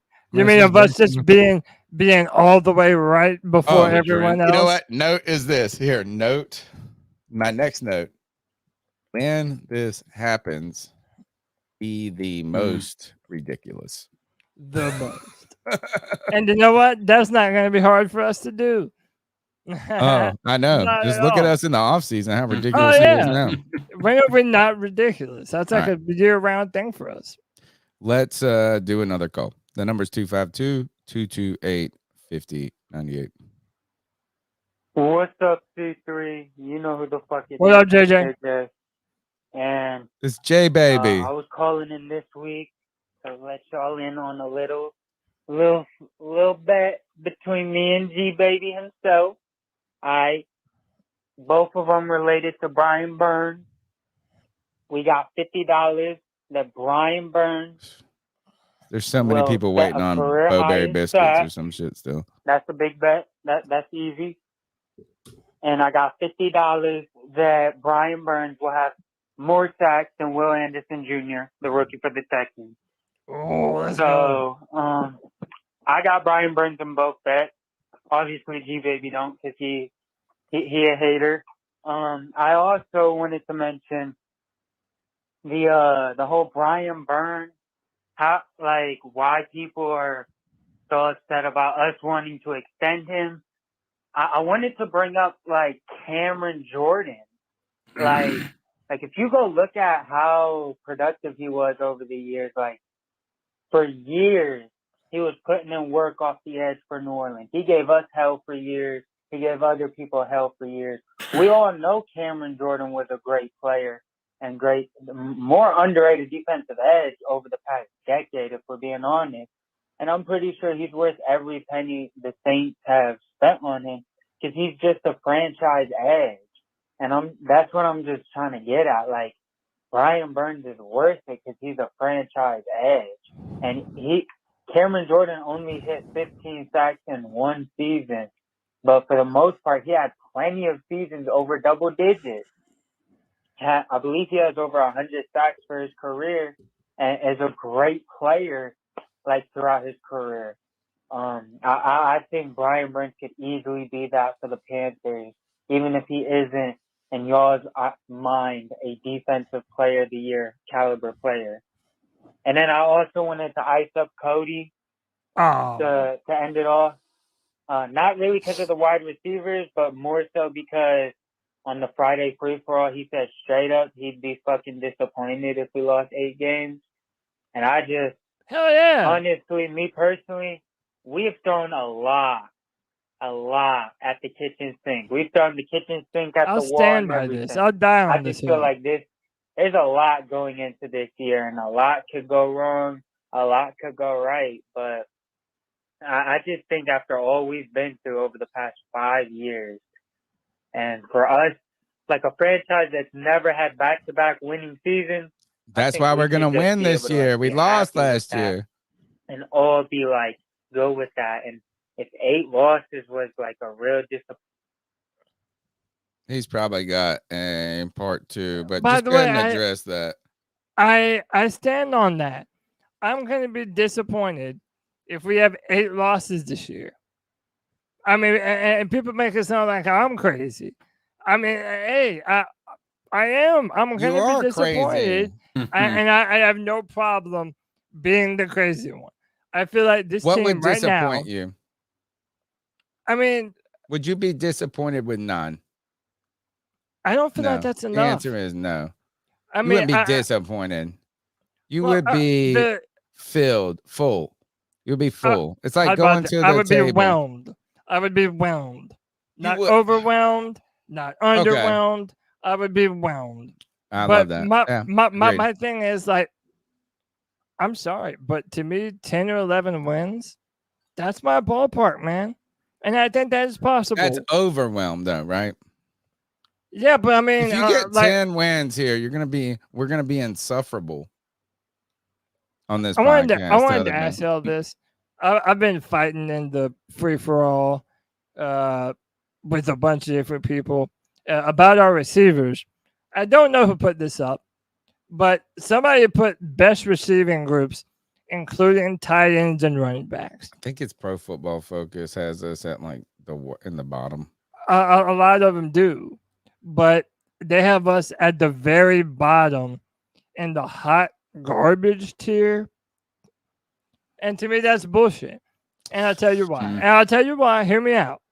It's one thing to be unproven. It's another thing to be garbage. What Cam Newton was dealing with the Patriots a couple seasons ago, that was pure garbage. Or what he was dealing with in his 2015, yes. like in 2017, that was a garbage receiving core. But we have 4 wide receivers? Brent Burson. I would say this: Ted Ginn, Jericho Cotchery, Brent Burson, and Philly Brown is one of the worst receiving cores on paper in the history of the world. Jericho Cotchery, great receiver, just was so prolific before he got there, right? But like that was nothing. That was nothing. That was like the worst. And you know what? And they turned out they all overplayed their names. They all overplayed that year, right? Philly exceeded expectations. Fucking Brent Burson was better than he should be. Ted Ginn, better than he should be. All those guys were better than Funchess. Right. But the best. But I'm telling you this is I think that how do the Colts have a better wide receiving core than the Panthers? Yeah, that's what I'm saying. Like what name do they have on their team that everybody's Right. like, oh yeah, that's a great receiver. And by No, the I way, mean, I understand. but look, we have the Rams, right? I mean, they yeah, got a the few of best. them. They got But Cup. I mean, he's my coming off point an is injury. this: we have 4 receivers that are over 6'2". 3 of them run in the 4.3s. I mean, we have speed, size, and power everywhere on the field, and our quarterback is the ultimate distributor of the football. They're all yards after catch players. I'm sorry, that's bullshit. I If you think we want got to to say take that, if away you want tier to 6 say, in this list, and I think you move all the teams that are in tier 6 up, Cody, because look, is the Bears. They got DJ, right? But has he had a better career and output than Adam Thielen? No. So same. I think we should smash the last 3 tiers into one group. all right, I mean, think of this. Is like, all right, so just look at the list. All right. So I say this is like, I understand why you put us as an unproven and at the bottom of the list, right? So I can't say we have a better receiving core than somebody who has a better receiving core when it comes to this. But I think you're pumping up the Steelers too much. I think you're pumping up the Colts too much. I think you're pumping the Bears up too much. I think, who's the Giants receiver that's the dude? yeah, no one even knows. And who Tell me gives the a name shit? on the Packers. Who is the guy? Yeah, Yeah, you're trying to tell me the no one Cardinals in even Hollywood, bro? I think you smash all tier 3, 4, and 3, But 4. people, my ultimate or issue 4, though, 5, and Tony, 6. Excuse me. my ultimate issue is people saying that we're a garbage bottom tier receiving core when we're just unproven. That's It's fine. clear. I mean, I understand that. It's clear when you look at the physical talent that we have at wide receiver that we are far better than hot garbage and what all these other publications are ranking the Panthers receiving core as. By the way, this includes running back and tight end. So you're How about accounting Patriots? Hayden Do the Hurst Patriots have a and better Miles Sanders into this equation. right? But do the Patriots have a better receiving core than us? And I would say no.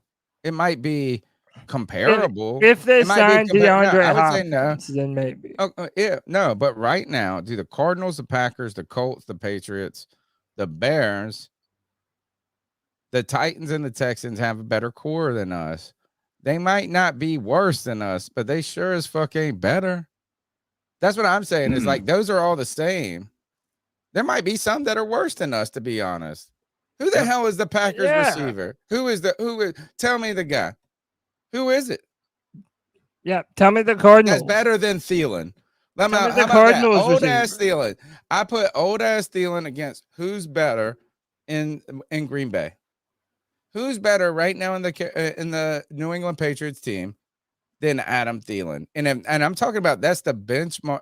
That's an old ass motherfucking 2. Yeah. Yeah, Who's better with the I'm Colts? with you. I don't know. man. Let's look at the. All right, so you guys continue the conversation. I'll look up these. You want to go to the next call as Yeah, I do look up another these call. receiver. I'm going to look up these receiver groups. That's what we're going to do. I want you to circle the names on that list. To me, this is the teams I'm looking at right away. Bears, Colts. Because I know, I know DJ. You're gonna be like, oh, 5,000, or whatever. But I could say that about Thielen too. Bears, Colts, Patriots, Cardinals, Packers, Texans, Titans. And by the way, I love how everyone loves DJ Moore now that he's a Bear. I know, dude. But couldn't give less of a fuck about him when he was a Panther. Come on, dude.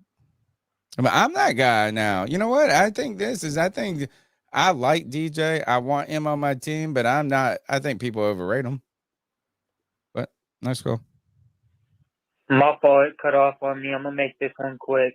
No, I was just saying, I stuck to Cody. Me personally, I just feel like I don't know how we could just come into this season just expecting or like really be like let down with this team if we have less than double-digit wins going into the season. After all we've been through, I feel like a winning season alone is just a W. It's like, I don't know how a winning season can like be a letdown after like the shit we've went through the past 5 years.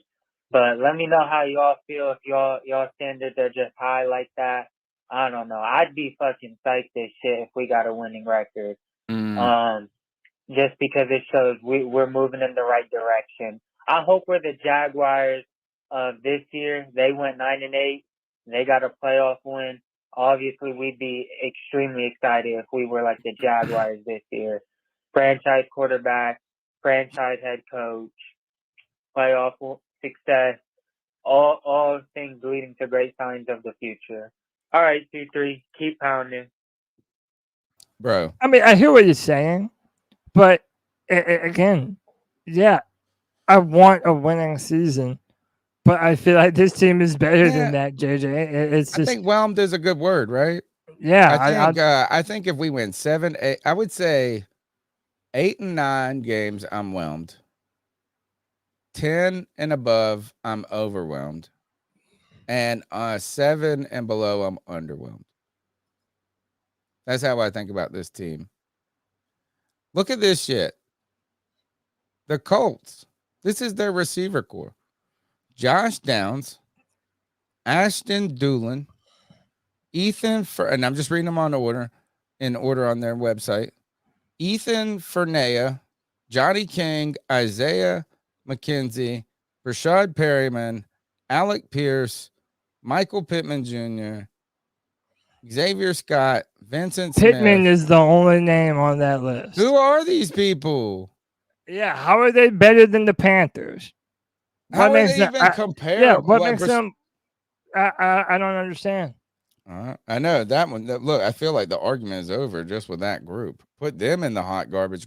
They can't be listed higher on like is like fine. You don't like us. You don't respect us. That's fine. But that is over respect to them. The number is 252-228-5098. Let's go to the next call. I'm going to look up the next receiver group. What's up, C3? It's Anthony from Charlotte. Rainy What's day. up, man? Excuse me. As Cody now calls me, Harley from Charlotte. Yeah, whatever that he has going on there. I don't know. Yeah, man. Hope y'all are doing good. I know I saw some of the Horsemen earlier from StreamYard. Not much to talk about. I just kind of wanted to talk about the Blueprint. I went back and watched it while I was driving, and there's 3 things I noticed that I just want to get my thoughts on. That really stuck out to me. I do that shit all the time. First thing is culture, the history around our team. I think it's really cool that they had a whole section based on like Frank Reich when he was the quarterback here, and Don Capers, and just old memories of them on the team and when Don was coaching Frank Reich. So that's awesome. History. The other thing on history, I love how they put pictures up in the locker room or like photos with flats on them. Guys like Luke Kuechly and Sam Mills, Steve Smith. Man, that's what we should always have in our locker room, so our players can know what the standard is and what those guys brought before them, how they can live up to that and play hard for, the culture we have building here now. I thought that was really cool. That fool would never think to do anything like that because, he didn't know how to run a football team. But I'm so happy he's not here. And moving on to, body language of these guys in practice. Everyone seems bought in. Everyone is smiling. They're joking around, but they're working hard out there. Dude, check the Literally Cardinals. feels like an NFL practice. We're going to check them. Look at this one, though. I know. Name one fucking name. NFL team, and we are ready to compete with the league. And I know I like to temper my expectations so I don't get disappointed if my expectations are too high. But I am expecting a lot from this team this year, personally. I think we have a lot of good young pieces on this team, and especially, obviously, you guys know Bryce Young. But, and then, I think we're getting antsy as fans. Like, we need it. We need it. It's not even expectation. We just need it. Having these coaches play these positions and play football in general just gives a whole new perspective for these young guys and these veterans. Right. There's a clip of Deuce Staley talking to Brian Burns when he was coaching in 2005 with the Steelers. Like, That's what it's all about, man. And you guys already know Anthony from Charlotte, keep motherfucking pounding. Hey, keep Eyes pounding. on. Eyes Yeah, on. I love. Listen. Hey, I love implementing the standard, letting everyone know and see what it looks like. Show them Sam Mills. They need to know what he stood for and what keep pounding is. Put Steve Smith up there. Put Luke. I put Cam. Shit. I mean, I feel like they need to know what the standard is here in Carolina. And you know who helped us with that is Dom Capers. If you in that episode, is that while Frank Reich may have played momentarily with Sam Mills, you can tell when he's asked about Sam Mills, he is complimentary, but it wasn't somebody that had I don't and I'm just looking, I'm guessing, but I don't think their lives were remarkably intertwined. Right. Dom Capers said this as I was with 3 different teams with Sam Mills for like 12 years. And that context, that is, so it's hard for you to understand the context and culture of a team if you don't have a relationship with them. And the fact that we have now Frank Reich, Dom Capers, like it is full circle. It might be just what we need at this moment to like make us more than a young team, but to make us a franchise. Like can this make us have a history? Right? Think about that is what if Frank Reich and this team become successful in the next few years? Yeah. And the fact that Dom, like, think of what the narrative of the lore of Panther history would be as you bring in, as Steve Smith tells us about this, it's like it adds something. We need a history. That's where for us to move to the next step, we need a past, and that we need some success in there, or else it's just going to be a sad, sad story. And we have had success, and that success should be venerated. We need it. We need it. Consummated. We need a consummation. Sure. Tony, I know you brought up the Packers. Dude, they're terrible. But dude, hold on. Dude, look at the Cardinals. Marky, tell me when you hear any name that does anything for you. I know one. Marquise Brown, Rondale Moore, Greg Dortch. I like Rondale, but Michael Wilson. Like, what the fuck are we talking about, dude? How is tell that me better about than this. us? Here, it's like we're dueling worse. Look at this one, though. Oh, I'll do it. Christian Watson, never heard of him. Romeo. I know the name Watson. Apparently, he had a big year last year. Big second half of the year. And then white chocolate said Jaden Reed, never right. White chocolate said he was a touchdown machine last year as a rookie. Okay. All right. So your best player is a guy who was a rookie that nobody's heard of outside of fantasy players. And that's fine. Like, I mean, I'm not trying to shit on him overly, but like this name, and when you read this group, who's on this list that is right now better than Adam Thielen? And I'm not trying to overpraise Adam Thielen, act like he's a boss, but like, who is this? Is like, I mean, Watson, Dubes, Reed, Samari Toure, Dontavian Wicks, Grant Dubose, Bo Melton, Jeff Con. Man, I will put down Damiere Byrd against half these motherfuckers. I mean, dude, you're not far off. Dude, all right, so look, now I'm looking at the Giants.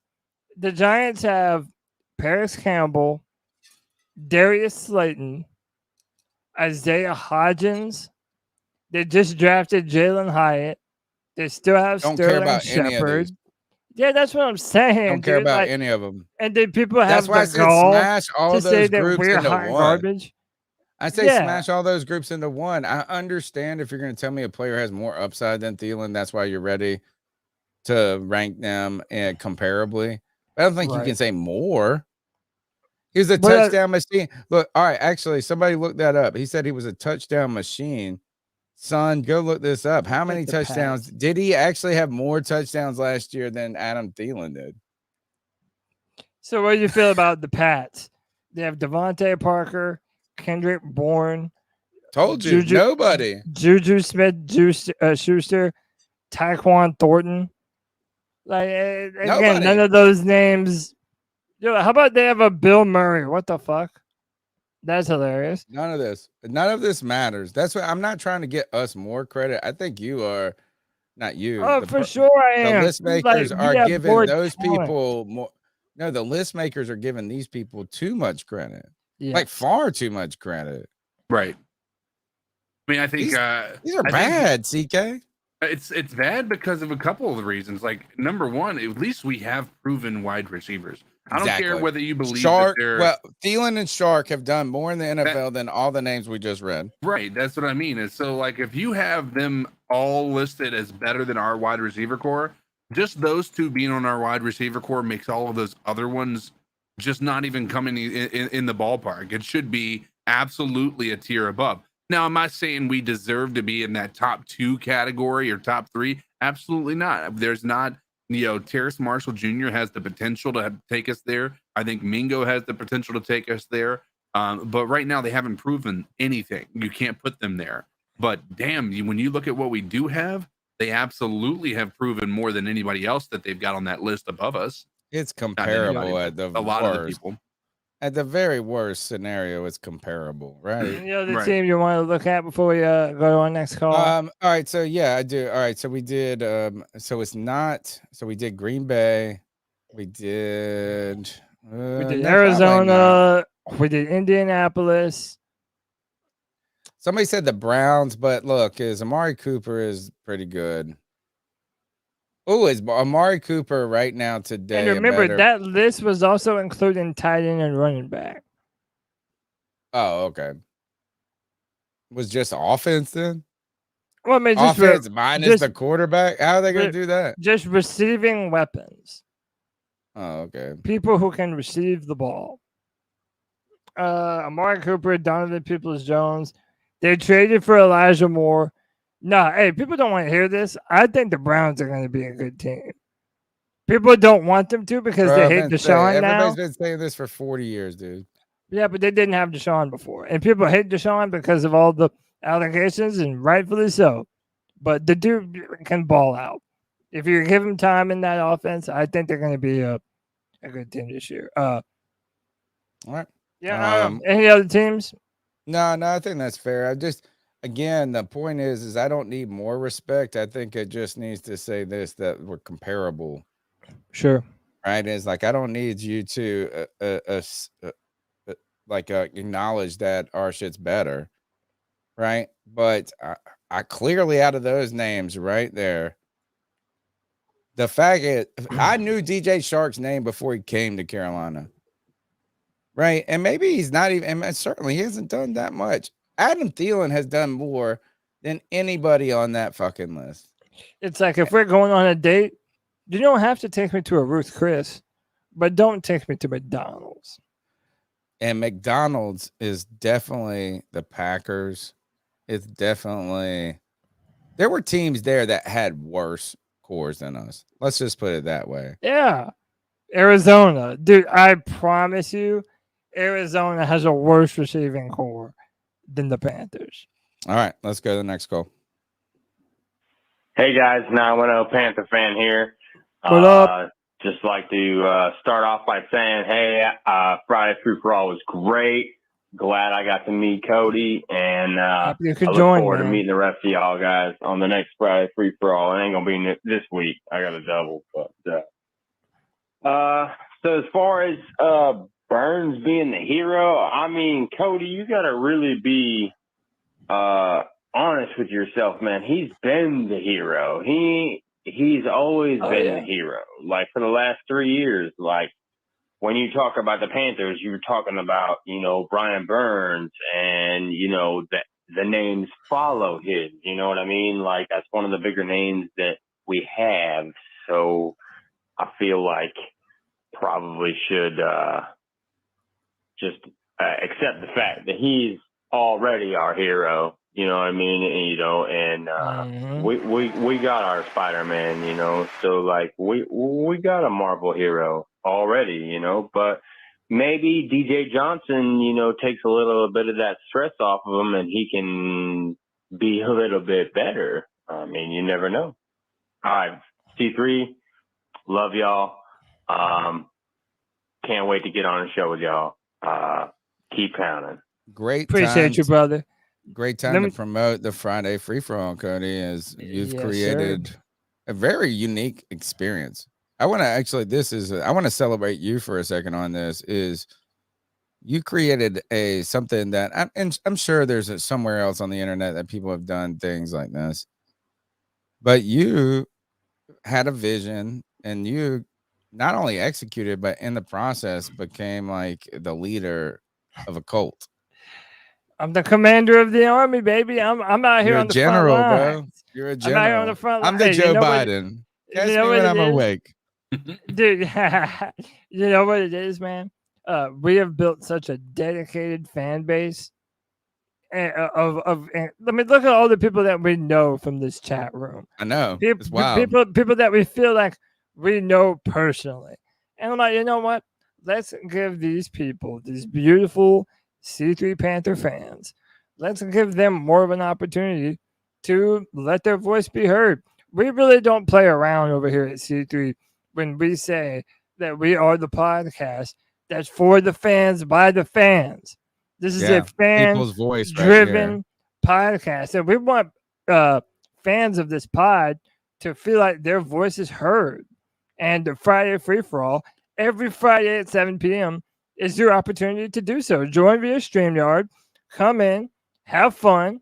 Yep. And, yeah, dude, it's going to be a cracking good time for everyone. Let me say this, though. The Friday free-for-all is kind of like, I'm trying to think, you might be too young.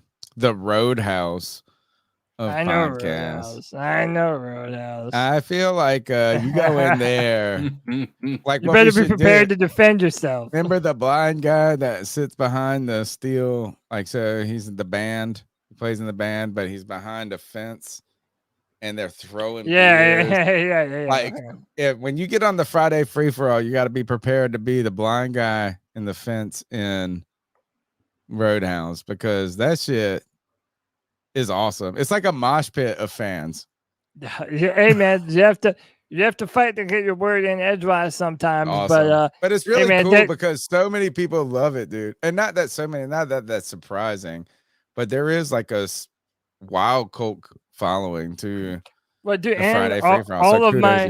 All of my OGs that are on there every single Friday: Panther Pickle, Anthony, White Chocolate, JJ, G Baby. Y'all hang out and watch TV shows together now. Dude, they're like they've become popular characters in this C3 fantasy storyline that we've got going on, man. Ryan Burns' brother followed me on Twitter. It was pretty cool. Followed me first. No, I know. No, like I've been watching. I see these things, so I knew you had already been followed by him. So I was sitting there, and I was like, and then he followed me out of nowhere, which was awesome, and gave a great compliment to the podcast and to you, Cody. So like it was a great thing, you know what I'm saying? And so hopefully we can, find a way to work with them in the future. But then I'm just thinking, man, I got a relationship with all of y'all, and you don't even know it. G Baby, I know G Baby. I've seen that battle. Yeah, I've seen that shit. I've seen that. Like it's like when you say personalities. Oh, we have them in abundance. Like it's like there are. In fact, the stars are right. I feel like Panther Pickle might be a bigger star than I am. Dude, people love them some Panther Pickle. And by the way, the more and more we do it. So, for example, let me make sure I say it right. 910 Panthers fan. He came on for the first time last Friday. I've been seeing him in the chat and on Twitter forever. But he's finally like, yeah, you know what? I want to join. I want to be a part of the discussion. I want to see some of the people in the chat room that have yet to come on to free-for-all. I want to see them pop their free-for-all cherry. That's right, Josh. What's up, bro? What's up? Hey, that's right. Skills had a good idea. He said that he wants to try to, and not because I don't think it was like meant to be like a weird way, but like imagine a female version of the Friday free for all, because there are a lot of women that listen to the podcast. I've been wanting to do and what if it was just like they did what you did? Yeah. Dude, I do want to do an all-female version and get some female voices one of these Fridays. To all the ladies in the chat. I mean, yeah, come on, man. I mean, hey, they got to deal with fucking CK, don't idiots cock of the block me, bro. internet. That's the problem. Is women have to deal with the idiots of the internet. Right. Hey, but you know what? I would be their white knight in shining armor. You're not allowed in the party, man. Douchebags. No, I have to be on the free for all. Come on, man. Have to be on the free for all, bro. But by the way, shout out to Hype Man Lucci. The Wednesday women all. Perfect. Dude, shout out to Brian Burns' brother, Hype Man Lucci. Give us a shout out on Twitter. Said, keep on doing what you're doing. I love the shot. I love the show. Guys know football. Appreciate you, man. Awesome. That's yeah, crazy. man, That we're might be the definitely best compliment, one of the better compliments I've ever From a gotten. guy who plays football, but who used to be a professional football player, by the way. Like, I know, right? Dude, we're doing something right, man. We're doing something Be our right. hype man. Be our hype man. And we are going to have hype man on the chat or in the pod at one point in time. Yeah, we need to figure out CK who we're gonna have to just try to get some people maybe to come to Monster Subs in Spartanburg with us when we do that live. Right. Maybe if we could get one of them in there. David Newton, Mike K. You know what I mean? Like it's like what could, and you just don't want to overreach. I don't want to overreach. I want this moment at Monster Subs to be very organic of what this podcast is that I haven't been to training camp in 6 years. But we're gonna go and hopefully just impose ourselves and podcast at a listener and supporters. Like the whole point is let's lock arms, folks. Let's lock arms. Who's locking arms with us this season? You better subscribe. Let's go to the next call. Hey guys, it's the growl that makes him howl, aka Joey the Blind Panther. So y'all know how y'all don't like Sweet Caroline, right? Y'all know, I actually don't mind it. I mean, I never really listened to it. Whoa. Because it was the Panthers winning. Hold on. Can we listen to what his statements were? What did he say?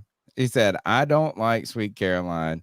I don't mind it, but then I don't listen to it. I think he was saying he knows that we don't like. Okay, I'm just saying the order of these events. Makes him howl, aka Joey the Blind Panther. So y'all know how y'all don't like Sweet Caroline, right? I don't. Oh, we y'all don't. Know, Okay. I actually don't mind it. I mean, my bad. I never really listened to it. I know what I want to replace because it was the Panthers winning song. It made me like it because whenever I heard it at the Panther Stadium, it always meant something wonderful. But if y'all want to replace it, we got a new one for you. So there's this chick, this rapper, her name is Sexy Red, and she has a song called Pound Town. Of course. That should be our theme song, and that should be the nickname for our one of our clubs. And we got the Roaring Riot. You know how the Browns have the Dogtown? Oh, we have the Pound Town. Anyway, guys, you know why we should have Pound Town? Because we keep motherfucking pounding. Yeah. Wow. You know why he can do that? You know why he can say something as ridiculous as we need a fan club called Pound Town sexual. He's like a group of people who just have uninhibited sex. Carolina Panthers say keep out in the background. That's what it was. Because if you're gonna say ridiculous shit like that, you got to bring some real shit. And the man always brings the growl that makes him howl. And that just reminds me. You want to hoot with the owls, you better soar with the eagles. Exactly. And I think, bro, the reason he can hoot with the owls is that mug soars with the eagles when it comes to that growl right there. Joey's the man. And by the way, my vote has always been Pity Pablo Raise Up. Yeah. It seems No, like such a Carolina, come on, non-question. Probably just too expensive. Oh, It cannot be more than Sweet Caroline. Imagine the people taking their shirts Maybe off in the not. stadium and spinning them like a helicopter. Oh, Joey would be naked. I You know. look up- one time I was at this party and there were these girls they were talking about as like somebody was talking about this as I flashed this person one time I did this or something, and everybody was drunk, right? And these girls were like, yeah, we did it. Like it was two of them sitting there, and they were just like trying to make conversation like about something. It was not a big deal, and this older woman beside them goes, oh, you want to take a flash, people? Let's do it. And like they were like, and then all of a sudden you go from them just like saying something inadvertently, and this older woman completely naked. Oh God. Boom. Like she just threw it off like immediately. So is that if you're like if you're at the party and they say take your shirt off, you think Joey's just gonna be like just throw off everything. No, it's like one of those tracksuits that you rip off and there's just nothing there. Yeah, that would definitely be Joey. He's probably done that before, and he probably already has those suits in his closet. Bro, it's like this. It's like one naked person. Like it's like 12 people standing there in clothes. Nobody's doing shit. There's just one naked old lady. Wow. Let's go to the next call. Bless her heart. And her, never mind. Ah, you knew her C3 name. Panthers, how you doing? I just want to fucking thank you guys for putting my business up on there, up on the pod, advertising us. That's fucking awesome, dude. I mean, small business, small family business. You guys reaching out, doing that. That's fucking awesome. Tony, when you get here, sandwiches on me, bro. Whatever you want. All right. Anybody else with you? Don't go too crazy. Oh, right? don't bring a worry. bunch I of don't fucking need that. people in there, I'm okay? paying, brother. I'm paying. Don't worry. I appreciate everything you guys are doing. I can't wait to see you guys for training camp. This is going to be a fucking awesome season, bro. Keep pounding, Paisans. Keep pounding. We're gonna have to just add a C3 Panthers podcast sandwich to the menu one day. I wonder what that would be on my sandwich. If I had my sandwich to make, what would it be? I don't know. You got a CKs Reuben? CKs would have to be moist. Right. Right. I'm gonna think about Dude, it what has would to be be. if It I is. had a sandwich named after me, what would it be? Somebody would probably be like the laundry man. I don't know. That's a good question. Hey, everybody put in Those are the in the chat. What Subway sandwich? or Subway. what Nobody eats not at no Subway. no, I mean to say sub. What sub sandwich would me, Tony, and CK be? Oh, okay. That's a good question. I'm trying to think of I've worked at a couple places that made. Oh, I got one, bro. I got one. All right. So there's two. So white chocolate says, Tony, sweet, spicy Italian sub with black olives. All right. Actually, that's a funny joke, you dummy. That's a funny joke. So one of the things we used to do at this pizza shop, we did a meatball Italian sausage mix. So it was like you could get the sausage parm or you could get the meatball parm. But the cats that worked there, we would mix sausage and meatballs together. Also cutting the meatballs up so you don't have to cut them into half already. So when you eat the sandwich, they're not like pushing out the back or exploding. So that's one. And the other sandwich, I got some good what would I do? Had that one. Oh, here. This one's good for Italian kid is the chicken cutlet sandwich. Chicken cutlets, which are basically the Italian version of a chicken sandwich, like a chicken breast, but you cut it real thin, right? You cut it real thin, so it's a fried chicken cutlet.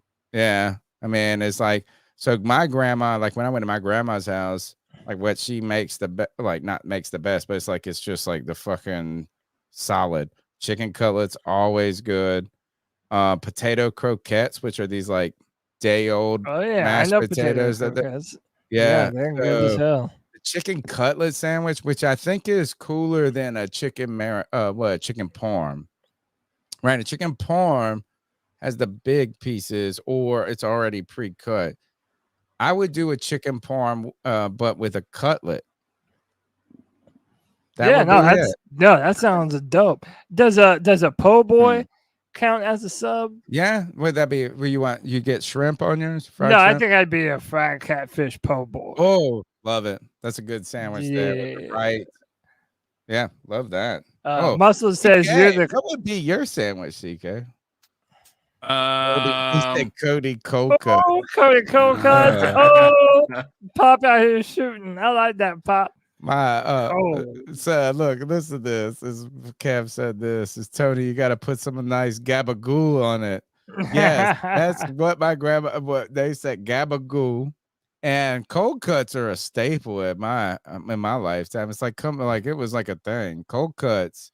And my uncle used to joke on he said this. I was telling him, I had my grandma call into this podcast once, CK. And I named the segment called Cold Cuts. And it was, maybe we should do this year, because it was the people that got cut from the roster after training camp. And we called, and I was like, Grandma, and I called her up and I recorded it. And I was like, what's something that you always got to put out at the party? And she was like, and I told my uncle about this. And he said, you should have asked her, has she ever bought cold cuts from Food Lion, but then put them in a Harris Teeter bag? So her friends think she spent more money on it. He said that's what you should buy. That's what my uncle asked about my grandma. Hey, that's a good suggestion. Like grandma's back there in the back switching stickers out. Hey, Marinara says he got the gabagool, bro. CK, what would be your sandwich? I don't know, dude. If you're asking me my favorite, it would probably be some form of an Italian. Oh, he's already got that. Everybody's Italian up in here tonight. But I don't know. You can call me. I wouldn't put you as a Reuben guy. If I was looking at you, guy. I would have not. I wouldn't put you on the pastrami or. Reubens are delicious, though. They are. Reubens are all made by the bread. It's like it's got to be a bread. good quality bread that. Well, and the sauerkraut. Yeah. Gotta have that. Gotta have the right meats, the right kind of mayos. Yeah, man. Reubens are delicious. And then bacon makes everything better. I'll leave it up to the chat to decide. I don't really know. It's got to be moist, though. I think Cody's right. It's got to be moist. Yeah. CK moist meatballs. Just a meatball marinara. Just straight up meatball marinara. Put that on the menu. CK moist meatballs, bro. It's just meatballs and marinara sauce, smothered in underwear. Hey yo, Kev, you better shut your ass up, bro. I'm gonna come and smack the shit out of you, stupid. Oh, dumbass. C3 Panthers Podcast rocking on. I don't know if there's really much more Panthers to talk about. I did see a couple of non-stories in the NFL. Those are the calls. We just got ice up picks in the NFL news. Anything else on y'all's minds? We said the Bat Daddy Baconator. Oh, that's a good one. That's a good one. Yeah, that is a good one. Now made me hungry now, and now I'm sitting here trying to write a menu. I'm sitting here in my head like menu. We should be talking football. We're sitting here writing menus in our head. Let me just go to. Do we have anything? Did you put the new slideshow up? What do we got? Do we have anything else to talk about? No, dude, there's nothing in the slide. Put some news in it. Did you upload the new one, or did you just leave the old one? Dude, I didn't do anything. Oh no, it's not that. All right, so let's see. What did I want to talk about in the NFL? Any NFL news that is sticking out to you? And I think one is kind of like leaning into the ice up picks. Did you see this cornerback Jack Jones? Yeah. Oh yeah, at the airport. How dumb. Yeah, I don't understand this. I forgot that I had my 2 loaded handguns in my carry-on. In his carry-on, he had it. This is what it writes is this is New England Patriots quarterback pleaded guilty on Tuesday during arraignment at East Boston court on gun charges He was found. Jones was arrested after being found with 2 firearms in his carry-on luggage, according to Massachusetts State Police. Jones was charged with 2 counts of each: possession of a concealed weapon in a secure area, airport, possession of ammunition without a firearm identification gun. They stacked the charge of unlawful possession of a firearm, carrying a load of. This is stacking charges. This is the exact definition. As he got charged 7 times for for bringing a gun. What kind of fucking dummy? Yeah, well, Like, hand me my crack, my guns. Especially when you're gonna talk shit about somebody else who was not in your sport. You know what, Jay Morant, whatever his name is. Yeah, Ja Morant.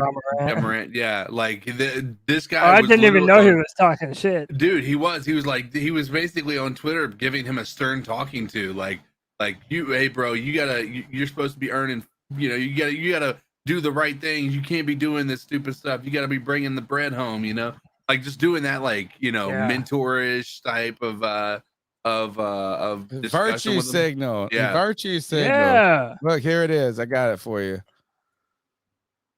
30 days ago, Ja Morant, he said he added him too. He mentioned him dumb. You're letting social media and your pride ruin your real money. Put them guns down and run that money up. Make one of your homies sign up for security or concealed carry if you feel like you need it that bad. But the breadwinner, you got to start acting like it. 30 days later. What the fuck was he? He was like, you know what? Was he carrying Ja Morant's guns? Is that what he was doing? It's like, I'm trying to help you, brother. What a fucking. This was kind of my ice up pick this week. Is like, I mean, how? But dude, they're saying he's facing like some crazy amount of jail time. He should be. What kind of, for being an idiot? They should have charged him for being dumb. Yeah, but I heard that should be the number one charge. 2 guns in your carry-on, unless you are a terrorist. And I shouldn't even say these words on the internet because we could get whatever. CIA, I hope you follow. Or whatever. Or don't. Follow. Subscribe. He said, or don't. Yeah, no, definitely don't. Yeah, But, don't want like, that. I mean, what kind of dummy? It's like the worst.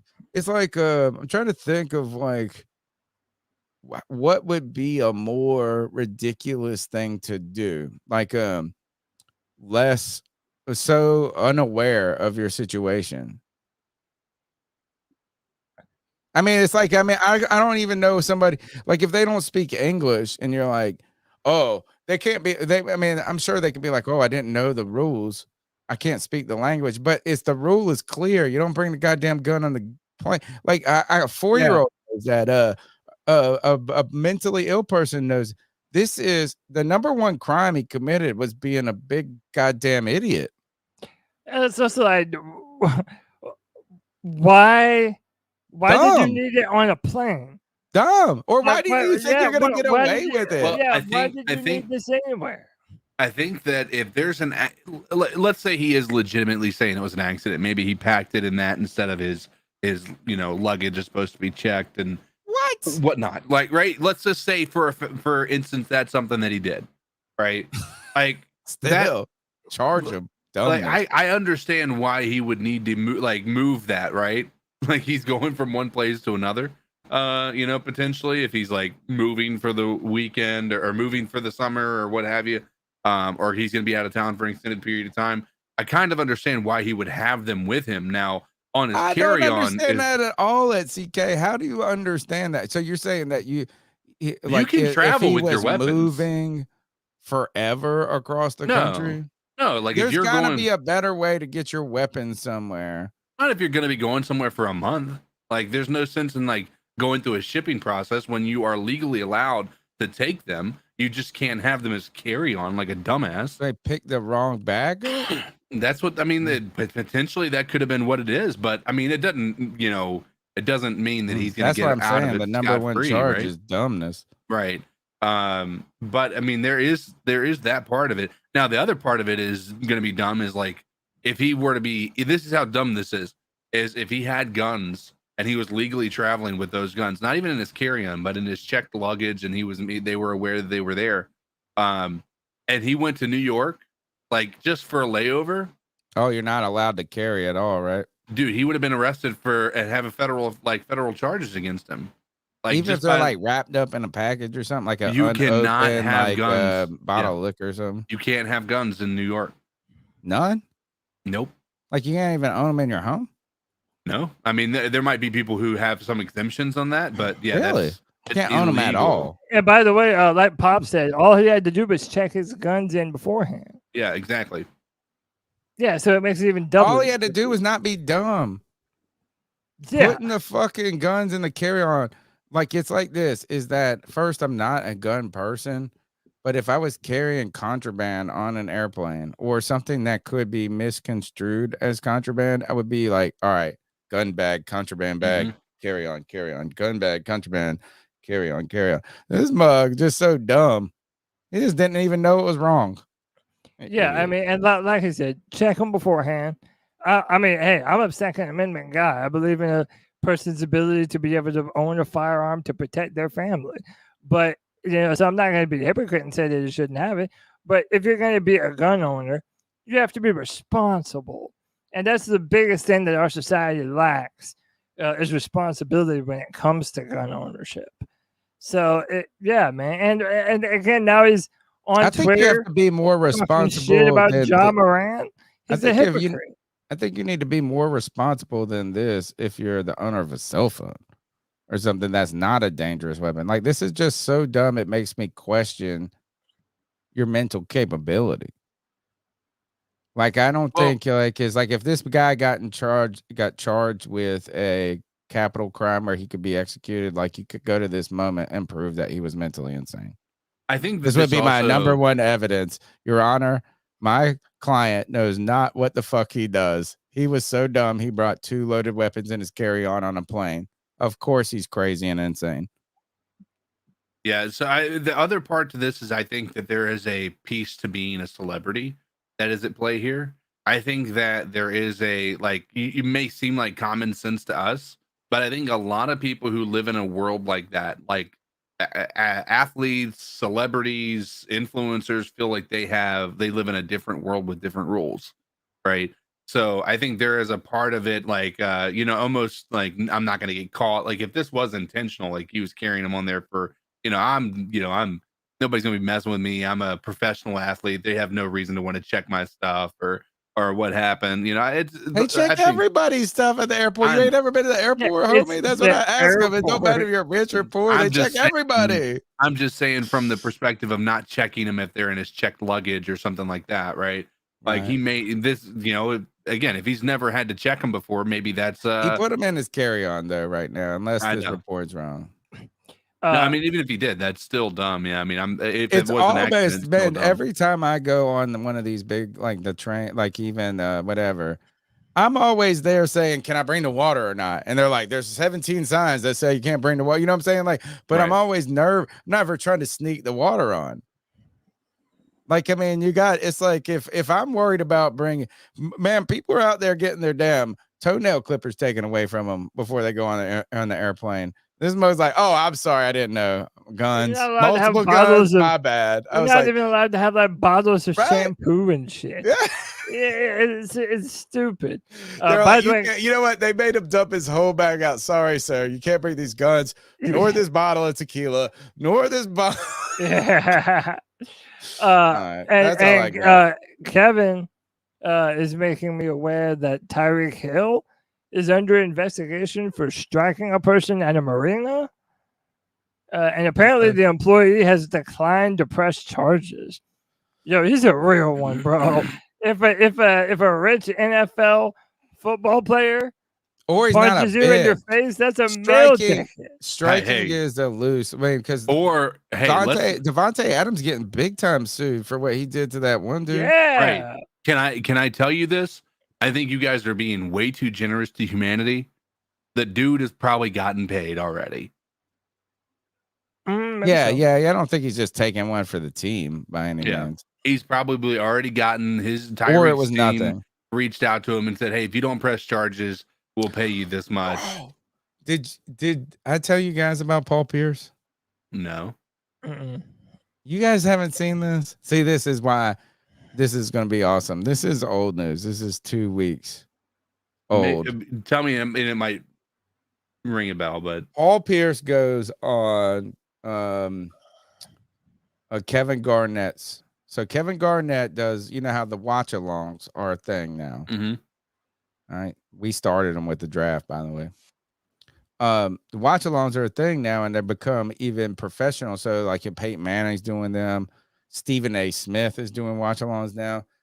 Showtime paid Kevin Garnett, or Kevin Garnett had a watch-along for the NBA Finals game, one of the NBA Game 3 or something. Maybe he did more than this. So it's Kevin Garnett like at somewhere in Las Vegas. And Kevin Garnett is a renowned shit talker, like in not the most polished person or polished history, right? So like if you make him blush, it's already kind of fucked up. But so he's having this and he's trying to like kind of dip his toe into probably the next aspect of his career. And he's trying to keep it professional. Dude, we just have to watch it. We have to watch it. Like, it's so good. I will take. Also, we got to make sure that we get to D's and his call. Wait, oh, did he call in? Yeah. All right. So good. I didn't know I missed a call. What's the last four? 2891. Oh, I just skipped over it. My bad. What up, guys? This is D. I'm trying to get in my cat call. Just one day removed from the Mike K interview on the C3 Panthers Podcast. Listen to what Mike had to say in his predictions for our wide receivers for this upcoming season. To me, it seemed like he had Bryce Young estimated at about 3,200 yards. Now, I'm assuming, like White Chocolate Espresso, that Hayden Hurst is going to catch six passing touchdowns along with about 600 yards. I think that's a good prediction for Hurst. It would be his career best year. Maybe by only 25 yards or so, but still his career best. That 3,200 yards, we're not even factoring in LaVisca at all, and we're not factoring in any of those running backs or tight ends in the yards that they would have. So Bryce Young getting to 3,500 yards or greater is almost a given. I feel like Mike's prediction was really safe. Like saying that DJ Shark is only going to get 450 yards is pretty much assuming that he'll be hurt most of the season, and that may very well be the case. But if he does play a full season, I can easily see DJ Shark getting more than 450 yards. I don't think it's impossible at all if things line up and if players stay healthy, right? Because clearly that's our biggest obstacle is going to be health. And don't even get me started on the defense with a star corner already hurt and our star edge rusher already hurt, and we need another one of each one of those.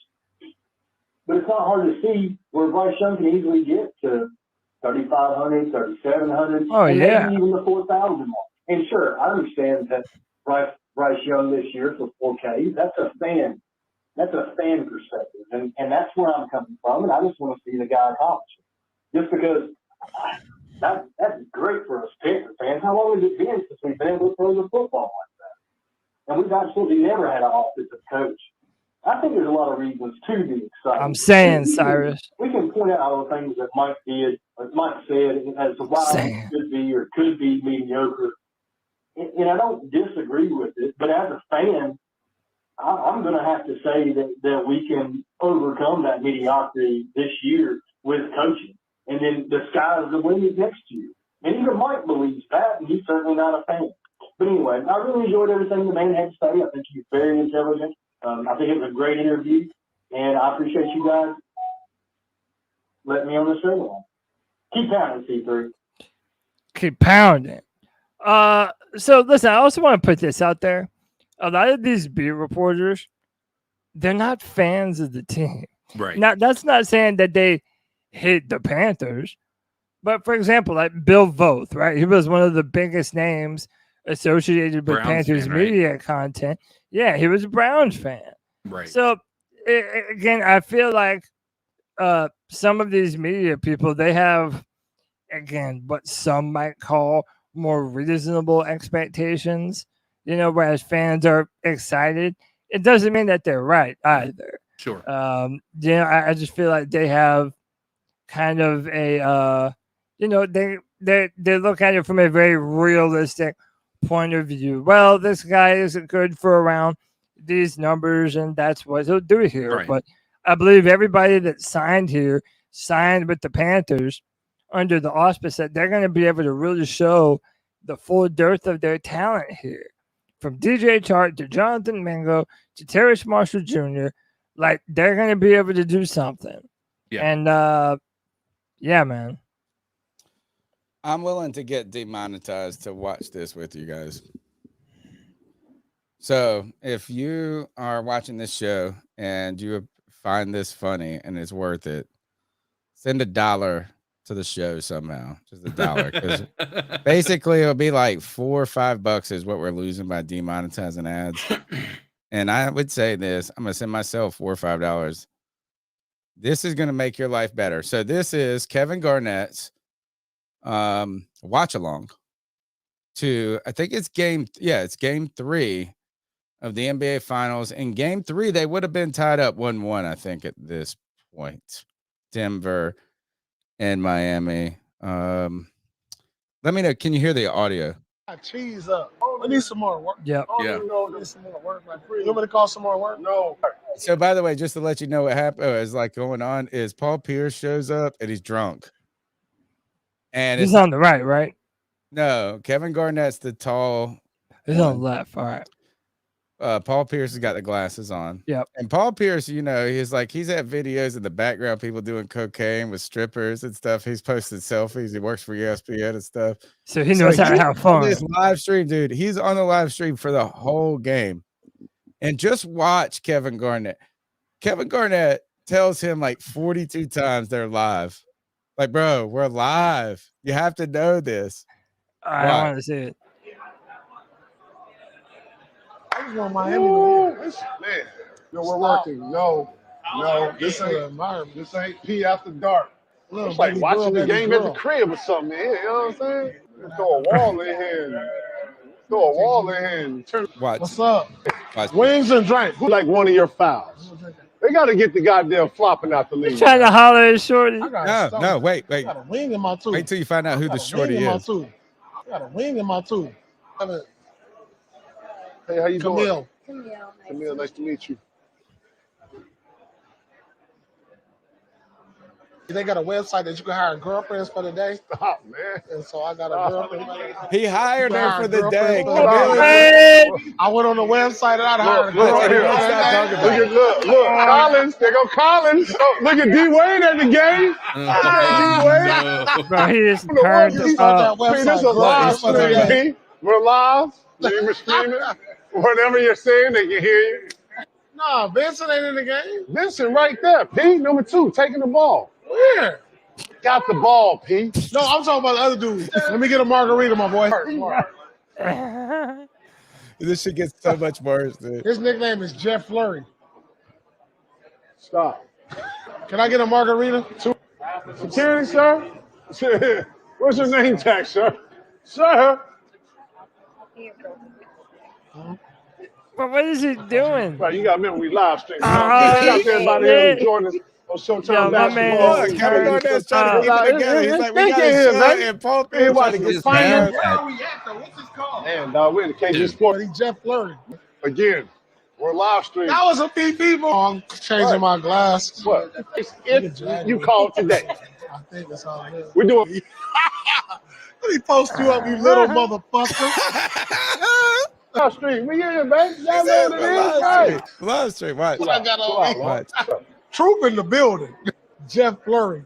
We're going to get parental guidance on live streams. Yeah, there's live. There's live. Bert, Lord. Bert. Jeff Flurry. Hold on. I got to stop it right there. All right. I got to talk about a couple of things that are going on right now. Is Garnett's boys, Paul Pierce. They've won championships together, so that's his buddy. And Garnett keeps telling him the same. This is the absolute talking to Drunk Tony on the Draft Podcast or something. It's like, we told you that 7 times already. We're live. My man said this. He said, they got a website where you can rent a girlfriend for a day. And then he kept talking about it. And then he's kissing on the girl, kissing on like this and that. And Garnett's trying to watch the game. He's trying, come on, P. Come on, P. Is that focus? And she man, said, focus. stop. And I just was ready for Paul Pierce to say, man, fuck that. I still got you for a half a day. Like, what, my girlfriend? What, my girl? Oh, you are my girlfriend. You won't He's kiss like, me nah, no more. you on the clock right now, shawty. But no what? You might as well be my wife and not putting out. Here is a look. It gets so. It's like it's awesome, dude. This is the best shit. We're working. We're not popping. We're working. Where show me the live stream? But he's It's right here. Look, dude. If we look at it, they're like in the second quarter of the game or halftime, and he's just realizing that they're in a live stream. He's told him like 42 times, bro. Yeah. We're on fucking television, homie. And look, he don't believe in this. This is like he said, "Show me the live stream. Show me what The likes and the comments and all that on. So this live right now. What y'all asking? Oh, this is it. It's crazy. I know, Lord. I know. I wish Duncan Robinson. Look, it's not even, it's 29-24 and all this is already happening. I said, you don't know what's going on. She said, I mean, I like it. I don't never wear my ice for the TV, y'all, so check it out. I mean, we all, hey, say, baby, I know you got some ice. Chill. Hey, no, baby, me. Check it out, baby. They something close up. Boom, close up on that. Hit the light. Hit that. Now we're going to pressure you. Yeah, here come that pressure. Yeah. Call some girls up, y'all. Let's call some work. Let's get it. We'll be right back. Yes, sir. Yeah, y'all back with us. We back with it. There's The playoffs with the Heat. You want to have certain matchups. And let's keep it 100. This is a good game, yo. This is a good game. Keep it 100. Keep it 98. No. Is you dumb or fucking stupid? If a nigga was getting killed over LeBron's and not Jordan's, so Pete, let me ask you something. Don't go. Then I have LeBron to go. Putting different look. Yeah. Okay. You heard his thumb, bro. It's the third quarter. You know what I'm saying? rubbing his leg. Monetize this. Poor Kevin Garnett's like, man, I got a whole more quarter to go with this. Yeah. Watch this. This shit is like amazing at this one point, man.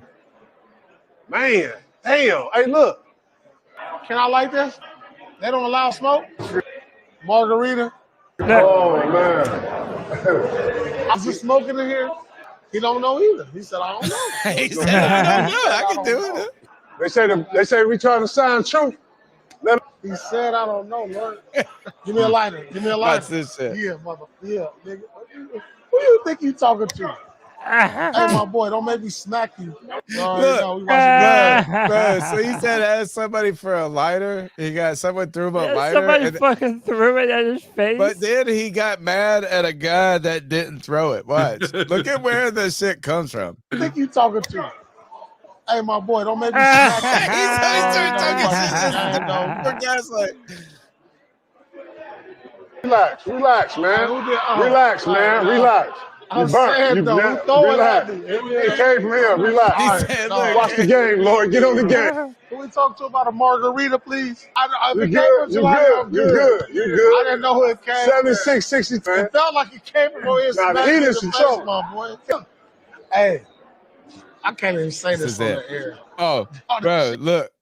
Do you hear that? This is it. He said, I say this can't on the even air." say this on the internet.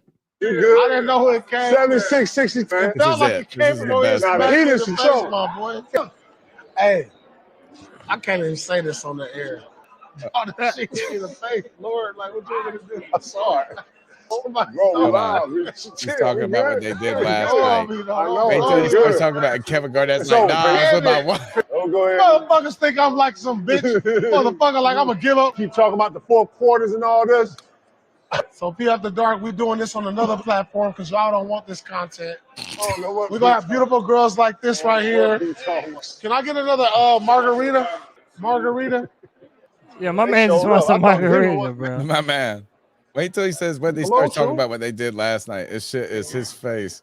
Yeah, these are fun games Look, too. she's You out know there what? cheesing, doing Games, but She's Instagram. having a these good games old bring time. something in it. Bellagio, Look, 10 o'clock, meet me there. Look, what happened? So Hold on, chill. Hold on. Tell me later. Tell me later, P. Tell me later, P. Tell me later, P. It's not. Yeah, 3-time D Wade at the game. You know what I'm saying? Look at his Hey, remember face. last night we was with the With my girl. Yeah, I remember. Oh, he the oldest to play in the finals. Hold on. And he keeps going. Is that? Oh, man, I must not have the right one. So this is like what the best part. He said, tell me later, P.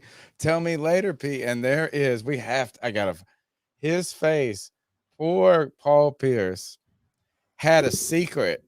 He had something that he had to say so bad. Did you see Kevin Garnett look at the text, right? Yeah. And then Paul Pierce is like, yeah, he's like, tell me later, tell me what later. And then they're all going to be talking about, like, he's going to be talking, Paul Pierce is talking about somebody meet me at the Bellagio later or this and that. And he wants to tell Kevin Garnett something so bad. Like, it's just like, I slept with these 12 girls whatever. And Kevin Garnett will not let him talk. And he looks like a disappointed toddler. So sad. He wants to tell the world. Yeah. And Kevin Garnett goes, I was with my girl. That's where I was. I was with my girl. Dude, Paul Pierce, that shit, it goes on. You can go watch all of it. It's worth every moment. Every moment.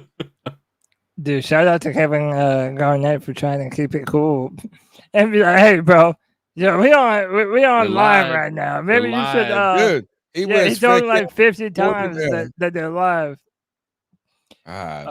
Is that we got more calls? No, are we done? That's it. We're done. We just gotta ice people up, and that's it. We did all the news. I don't think there's anything else I want to talk about.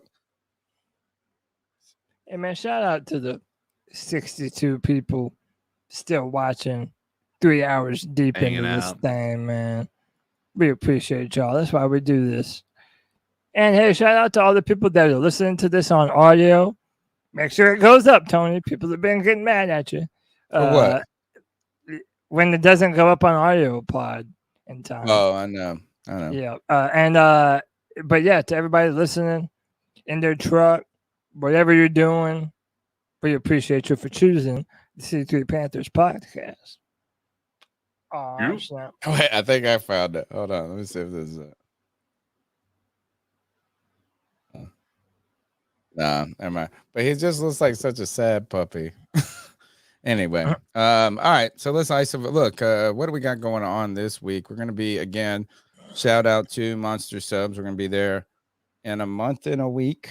CK and I and Cody will be in and out, and there's a creator dinner that's already, or I guess at a brewery that's already popping. Training camp, man. This is a training camp that there is no stress. It's like it's only optimism right now for Carolina Panthers. Like we have to be optimistic in this moment. You know, it's like next year if we don't do well, then there's can be negative Nellies coming out, but this is a moment we're on the clean slate. We got the our quarterback. We got our coaching staff. We'll be at Monster Subs. We have to do a meatball sausage combo for the Tony special, and we'll call it the laundry list. All right, let's ice some fools up. I mean, longest running segment on the longest running podcast. Oh, you know what? For half a second, I forgot. You forgot that we had a bumper. Oh, shit, let's bump.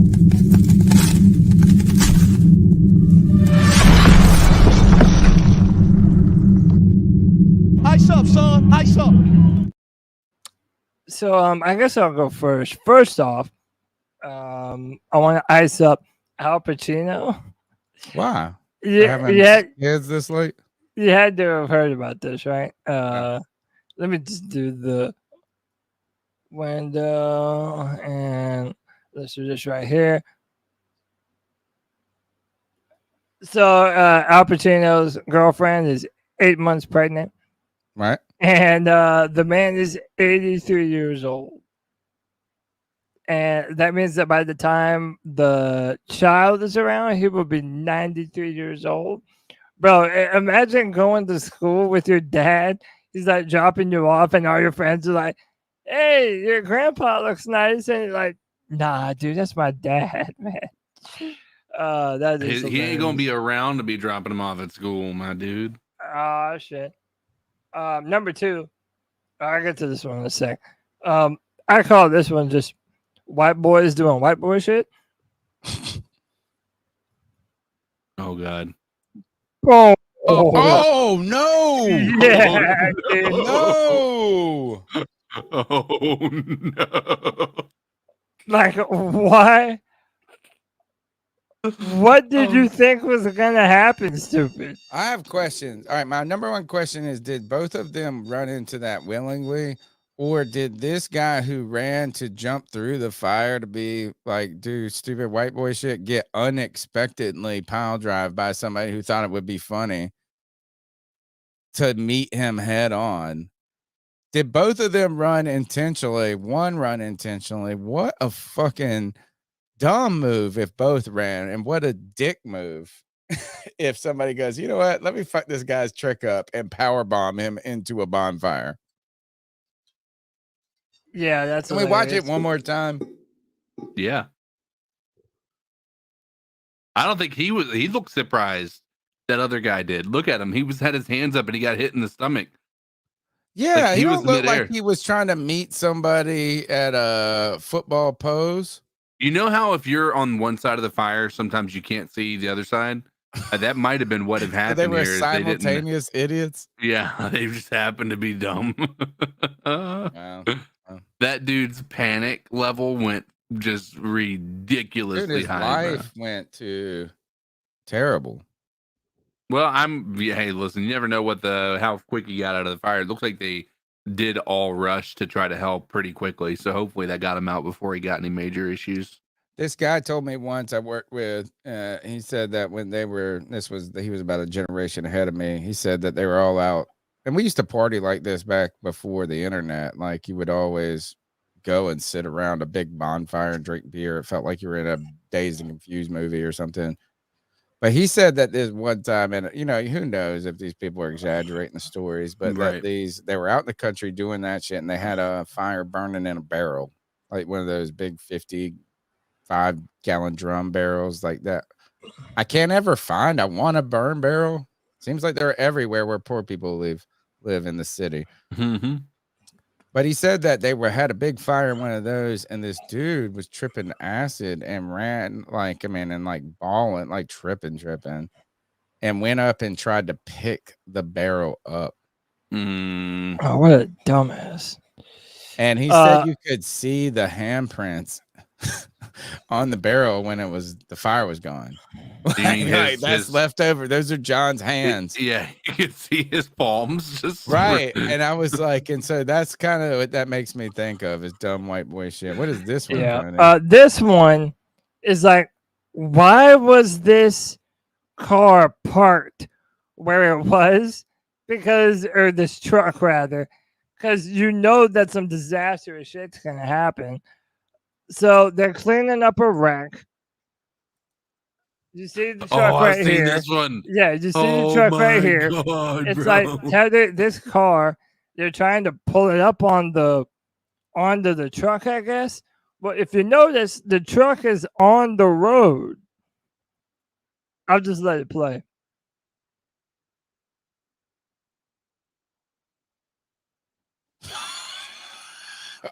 Oh shit! She did that GTA stuff, dude. Did she hit on the wheels at the end? She's flat now. Yeah, That's she's upright.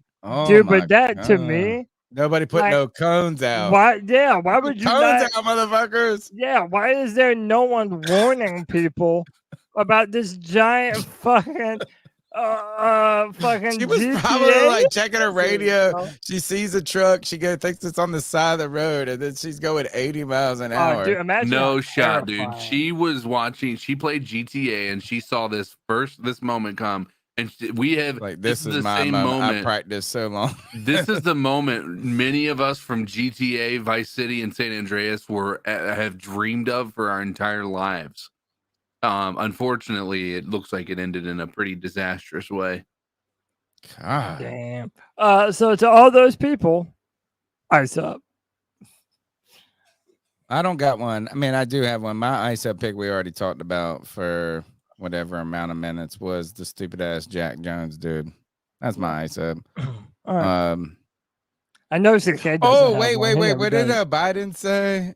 Oh no, actually, you know what? I'm icing up people that are trying to say that Biden molested the girl from Ava Longoria? Desperate Housewives. Yeah, I think that He was might- just he's that- trying to get some side move action. If that's what you think it, okay. I mean, no, I don't think that. I think he's just a slow reactor, and probably she knew too. She was helping him out. So I think that is like, let's save our outrage for outrageous shit. I looked at it. I was thank ready God for it wasn't a little girl this time. but I was ready for it to be wild. You know what I'm saying? I was like, oh shit, here comes. And then I watched it. I was like, man, there could be. I didn't think it was it. So I'm icing up faux rage. Well, I don't think it's faux rage. I think it's just I think it's honest rage, but just using every little bit to vocalize that in a way that makes them feel better about it. Will you be an old guy who uses your oldness to get side boob feels? Listen, that's what I'm going to do when I'm his age. You'd be like, oh, I'm old. I didn't mean to. What are you going to do? Cancel bar. me? I'm about to die. Who gives a shit? I saw this dude. We were at this bar a few weeks ago, and we saw this girl. She's a little bit younger than me. She worked at this restaurant I worked at, and very attractive girl. She moved away, but she was coming back to visit her parents. And she knows a bunch of people around, and this older gentleman, and he was not old, like 90 years old, was like just giving her the hug, like, oh, like, hey, nice. And he just was butt grabbing like a motherfucker. Like, it wasn't even disguise. It was just like, I'm using my old fatness and familiarity to get this one small win for me. It was like unapologetic. Will you be the old guy who side brushes boobs on purpose? Like, what's his face's dad in the stands with his son's girlfriend? I can't even remember who it was. Yeah. All right. Ice up to faux rage. I actually would say if that girl should have been outraged that he was doing that, but she was just like, man, you know what? She probably said to herself, "As this happens to me every day." Anyway, next. It could have been worse. It could have been another little girl that he was sniffing her hair or some creepo shit. Like, I didn't think it was that bad, and I like Eva Longoria too. Yeah, I just didn't think it was that bad. I mean, maybe it was. Maybe. What did you think it was intentional? I mean, I think he's a handy dude. Okay. Like, I think he likes to get close to. He likes to hug real close. Rub You all ever up met a on him. close talker?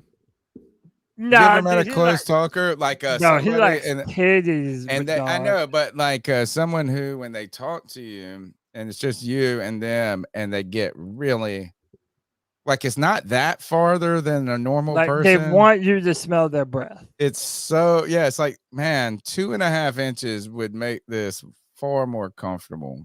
Right. He's just like, the hands are 30 seconds too long. Hey, back in my day, I had a beautiful Latina. Look, something just like Yeah. Almost. Not like you, though. Not like you. All right, CK. Is that it? What do we got? I mean, other than low hanging fruit, that's it. Okay. I mean, we're not talking about my private parts, bro. Come on, dude. The Sorry about that. Davidato ice award goes to Cody Lashney. What? All right, that's the C3 Panthers podcast, brought to you by CarolinaCatChronicles.com. Longest running Panthers podcast out there. And the fact is that, look, we had a cool time, or I had a cool time hanging out with Mike K yesterday, who's a beat writer for the Charlotte Observer. When I direct messaged him on Twitter, Cody, I had already talked to him in 2017 when he was covering the Jags and came on the show. Oh, wow. Cool. Yeah. So, like, his Small world. longest running Panthers podcast, literally the longest running show. We got a lot of cool stuff coming out for you guys. Thank you so much for your time, your attention, and just continue to grow. Check out, give me like every tweet, every share, all those things, those small things, those wins, because this is our year. This is the year of C3. Tony Dunn. Follow me on Twitter at @cat_chronicles. Cody Lack. Yeah, follow me on Twitter at Cody Lack, CODYLAC, every Friday at 7 p.m. for the Friday Free for All, where you can be a part of the show. We had the last 2 weeks off, but we're still doing a Brace debate every Monday at 10:30 here on the channel and on Tobacco Sports Road with Desmond Johnson and Monty. And that's it for me, boys. I ain't got shit else to say. CK. Oh, he's frozen in time. Is he frozen in time? I believe so. He's the voice that makes him moist. Follow him on Twitter at @Codizzle_Allen. I need a couple of things from you guys. Is number one, I need someone who has a good personality, which I'm sure everybody listening does, who loves Seinfeld. I got like some podcasting aspirations. I need somebody to talk about life with me. So I want to branch out. So if anybody is a big Seinfeld fan, I got some ideas if something you want to commit to. Also, CarolinaCatChronicles.com. You can write and get your voice in there. Check out our work. Subscribe to us. Give us 5 stars on iTunes, TuneIn, Stitcher, wherever you get your podcast. Cody Lack, take us out of here. Yeah, CK said his PC updated on him. All good. So, yep. All right. Hey, C3 family, you know we love you. Until next time, you know what we're going to do? Keep pounding.